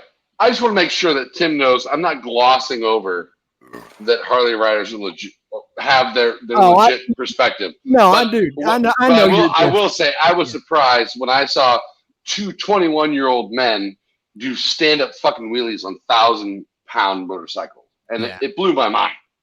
Oh yeah, And yeah. You know what I've realized is Lee Stewart. We man. looked at each other like maybe we're the cunts. You've You know seen, what I mean? you've seen Like, the, Kevin, you've seen the Lee Stewart video, right? With him taking his dyno around a motocross track, right, and jumping it and shit. yeah, no. You need to go to Lee Stewart's channel and check Or that out. in- Maybe you need to ice. send me that, or otherwise I will complain. Or you about just bring the it rest up. of my life. Or when he yeah. does the ice Yeah. video. And the ice video is pretty cool too. Should bring Are we that talking one about up. ice like people at the border, or ice? You'll like see. He'll old show you. stuff? Lee Stewart is fucking. He's Yeah, on he's- another level. Yeah, man. That dude's been starting Harley since before it was popular. Tim Kreitz. Yeah. You sounds like you should be in a fucking Quentin Tarantino movie as the bad guy. Love you for that. I would make a pretty good heavy, I think. Let's sort by most popular because I think it is most. Yeah, it's probably gonna be. I think you could combat that German fucker who's Christoph Waltz, not Waltz, but Waltz. Sorry there, bud.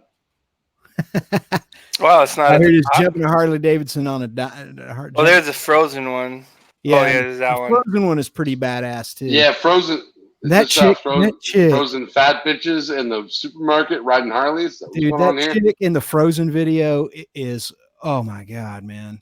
Wait, like Don't Cry for Me, Argentina Frozen, like Madonna, whatnot. No, Or- he does. It's you'll see. I'll show you in a Look at second. this shit. I just wanted to show you. Dude, that's the best right there. I just got to show that one more time. Dude, if you want to see hillbillies doing dumb shit, I got mudding videos for days. Dude, he's not a And hillbilly. He's Canadian. Look at him. He's a Canadian hillbilly. He belongs on that. What's that show? With the hockey player. Dude, that's what's so that? crazy. Dude, How did Harley not be he's- like, we need to sponsor this he's guy? jumping a 700-pound motorcycle, man. Yeah, but the landing is better than the jump. You know what I mean? Yeah. but Like he's I doing could jump a car and have it be seamless, like that Porsche video in the '90s where they jumped it like a foot off the ground. He still has Oh that. yeah. I'm a dumbass. I'm wearing a dirt bike helmet, no fucking protective gear on a Harley Come on, man. with a pre-made jump. Dude, you would. No, telling I'm you right sorry. now, I'm Kevin, sorry. You're talking shit, but you would love Lee Stewart if you got to hang Yeah, out with he's him. You'd dope. be like, this is the coolest motherfucker I ever met in my life. Yep. He is awesome. No, he's Canadian. He can't be that cool. Sorry. No, he Am I couldn't- wrong? Canadian Am I story. wrong? Am I wrong? That's what holds Snowcat back, is that he's Where- Canadian. I'm where's- sorry. Where's the snow vlog? It was below that. Oh, here it It is. was Yeah, here it is. Frozen Fury. Frozen Fury is it? Yeah, this one's pretty dope too. More like frozen people trying to be English. Is what Canadian? Oh yeah, you're cunts. Oh wait, we're not cunts, eh? We're from Montreal. We like the fucking the croissant. Oh my god, we put the spike in the tires. This bike still runs after all the hell. Yeah, I know. Is he? I think he said he was trying to sell. He might sell it or something. He said, worth about $15 there, dude. He said people try to buy it sight unseen just because of the stuff he's done with it, and he's like, "Man, you need to come look at this and see what a piece of shit it is now." It's kind of like I want to buy it. I want to buy Everybody's it. all like, "Oh, it's so pretty," and then you see it in person, and like, you're like, That's like with a lot of bikes. How many bikes have you been like? Exactly the argument that every Harley rider should make when selling their motorcycle. You should come see what a piece of shit this is in person. Oh, man. Hilarious. Evan is Am I wrong? Savage tonight. Yeah, he's on one. Hey, you can't softball it in there. You know I'm gonna dog it. Come on, dude. Yeah, this is so crazy. Yeah, it is. I hope he gets hit by a fucking moose. That would be entertaining. Moose. He's in the snow. Mooses are pretty big. Yeah, they're like 1,400 pounds of pure fucking deliciousness. I bet a 21-year-old could wheelie it. A moose? Really, a moose? He's talking about 420-pound Harleys getting wheelied, so I'm like, yeah, why not? I wouldn't wish a Harley on my worst fucking enemy, which is my brother, which I would, because I hope he dies on one. But anyway, moving on. He's all, I digress. So now we got to find this chick. Let's see. He's the one that does the t-shirts. Frozen. Please find a real chick and not like someone who like pretends to ride Harleys. It's like it's you know what I mean? Like it's the boyfriend who fits in the jeans, and they're like, "Yeah, I'll ride the Harley." It's like, no, those are your jeans. It's not you. It's the boyfriend. I can tell he has much more. What are they called under your arms? Lats. It's like the dude has huge lats, but he's like 5'2". He's like, I'm in my girlfriend's jeans and her sweater. Oh yeah, and a helmet. And it's like, I ride this bike. It's like, no, it's your boyfriend. He's just a bit of a cunt, you know. Yeah. Like that guy. That guy's not a cunt. This is all about the chick, man. he's all jamming the camera wherever she'll let him. What? You're infatuated with that fucking dumpster fire? Not a slab. I wouldn't fuck that girl with fucking snowcat stick. Are you kidding me? That girl's a fucking nightmare waiting to happen. You're better off spending $200 at the strip club than you are talking to that woman. Now you're just being a contrarian. No, are you kidding me? That woman's a fucking dumpster fire. First of all, she thinks she's famous. No, she doesn't. You need to watch the video. She's actually very cool and humble about all of it. I think you're a fucking dastardly liar on this one. I think you're making shit up. Anyway, man. Dastardly, okay. Lee's the shit, man. Yeah, he's one of my OGs, man. Who? Are you talking about the brunette girl that pretended to be blonde? No, I'm talking about Lee. I'm talking about him. He's one. Oh wait, this is about the dude? No. In the video? No. How much whiskey have you had? Are so whiskey up right now. Yeah, have you been having whiskey off camera? You've been having whiskey off camera. I have a full bottle. Who are you talking about? I don't believe you. I don't think it's full any longer. It is no longer full. Oh, estimate payment $19,000 a month. I was just looking for the MSRP. Well, MSRP does not include buying the leather jacket, the leather pants, the leather straps, leather thong, leather boots, leather fucking wristbands. Also, you have to hire a cunt of a fucking broad to ride on the back with her fucking vest and her helmet. That's only a half helmet in case she falls. Make sure to destroy her fucking face. What? Wait, I'm not sure. Tim, you sound old, man. What? What do you mean it sounds old? What? What? Just scroll down. The prices are all there. Scroll down. That's why I was looking at the financing though, because it was quick to get to from where I was. You do realize that Harley Davidson is not a motorcycle company. They are an apparel company that happens to sell motorcycles, right? Why are you so bigoted against Harley? Because they're fucking cunts. They build shit bikes from 1950s technology, and they're like, here you go. It'll break on you. And you're like, I don't care. I'm wearing all leather. And, the girl with the boobs, she's buying me. So we're all good.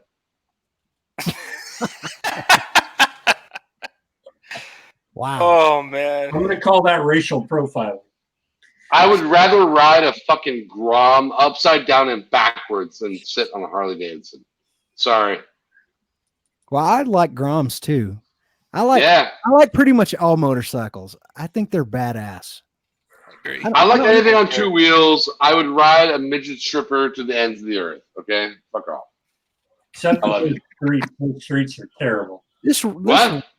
I want to know what this red is. They call it performance orange, but it looks it's my week of the month red is what it's called. Menstrual orange. Yeah, like it's a bit maroon. In quotations, it's a bit maroon red. You know, it's a bit metallic. Billy had, I think. That's the country. I'll steal your soul black right there. That is what Billy had. Yeah. That's the blonde girl who grew up with a rich daddy color right there. The red, is a cunty cunt. It's hey, my girlfriend's on her period. I want to mask it so she doesn't feel bad, and we'll eat wings and drink beer and go home. And that one's like the I wish I was a KTM orange right there. Yeah. Nobody wish I was a KTM orange. Nobody wishes KTM orange. I like that. What's the other colors? Keep going. I want to comment on all this. I'm like Richard Dreyfuss in the fucking that movie where he was like a band teacher or whatever. All right, keep going down. We got performance orange. We got stonewashed. Oh yeah, stonewashed white. Like that's kind of. I have no soul, and I'm a rich guy, and I spend $1,000 a month on insurance for this bike because I have 15 tickets, and I don't wear a full face helmet. And by the way, I don't wear gloves because I'm a bit of a cunt. And I'm going to tell you what to do at your job because I rode up on a motorcycle and I'm better than you. That's that color. Next. And now we're going to go to River Rock Gray Denim. River Rock Gray Denim. No, I'm too much of a cunt to call it black. So I'm going to call it River Rock Gray Denim. And I'm going to come to your house and meet your mom and maybe tickle her vagina while you're not paying attention. And this doesn't have ABS, does it? No, because I don't like ABS. I like to fall on my own. But, layer down. Sometimes you got to layer down because we're a Harley rider. That's that color means. I'm surprised you didn't call it shit brown, but that's all right. No, baby shit brown is the correct color, but I'll call it your mom's shitter fucking. What do they call them? What's those panties for old people? A tens. What? It depends. Yeah. Depends brown right there with a fucking smoked pipe, and they're like, yeah, ABS. What's that? Already been there syndrome or already been somewhere? I don't know. I can't remember. My husband was in World War II, and this bike needs a revamp. Hey, is it the same motor out of the 1955 version? Oh, shit, it is. Air-cooled? Air-cooled? Oh, my God. Oh, wow. The radiator in the front is just to cool off your bank account after spending $20,000 on that fucking bike. I think this bike's like $8,000. But, okay, here's your last color, vivid black. Go for it. Bigger. I'm sorry, I'm white. I can't comment on this. Easy. Take Easy turbo. Vivid black. All right, here we go. Make it good. Denzel Washington is the best looking motherfucker in a white suit I have ever seen. If I have to comment on vivid black, I'd have to do Denzel in a pearl white suit with maybe what do they call the colors for Easter? What do they call them? Pastel? Pastel colors. So maybe Denzel Washington in a fucking white suit, untouched with a pastel tie. Maybe like a slight hint of a cummerbund. Yeah, vivid black. There we go. That motherfucker. Dude, if I ever won an Emmy, I'd be like, you know what? Dude, Denzel Washington, thank you for looking so goddamn good in a white suit. That motherfucker is the most handsome motherfucker on the planet in a white suit. However, the whitest motherfucker like Conan O'Brien looks good in a black suit. And I myself look good in a kilt. So come squeeze my balls if you see me in a kilt. Love to have you. Happy Friday. That was quite a riff. Quite a riff. I think with that I'm gonna call it a night. All righty. It was a fun. Good times, boy. a fun way to go out, I guess. I hope you have nightmares with me. Talking about Harley colors, right? Remember that. Next time you go to a Harley dealership, you know how to ask for your color now. Yeah, just go, hey, look, I'm a cunt, and I want this color. And they'll be like, all right, yeah, you're like a Lindsay Lohan cunt. Here you go. Lindsay Lohan. All right. Anyways, I want to go really slow and sound fast and annoy people. Yep. And just come on, bud. And give me a helmet that will never save my life, by the way. And I missed Sab Crazy was in here like 20 minutes ago. Yeah. I totally missed that. Anyways, side chat, thanks for hanging out, everyone, and joining the chat. Appreciate it as always. Yarp. Yarp. You guys have a good night. Have a good Friday. All right. See you next week. Tim, I love you. Love you too.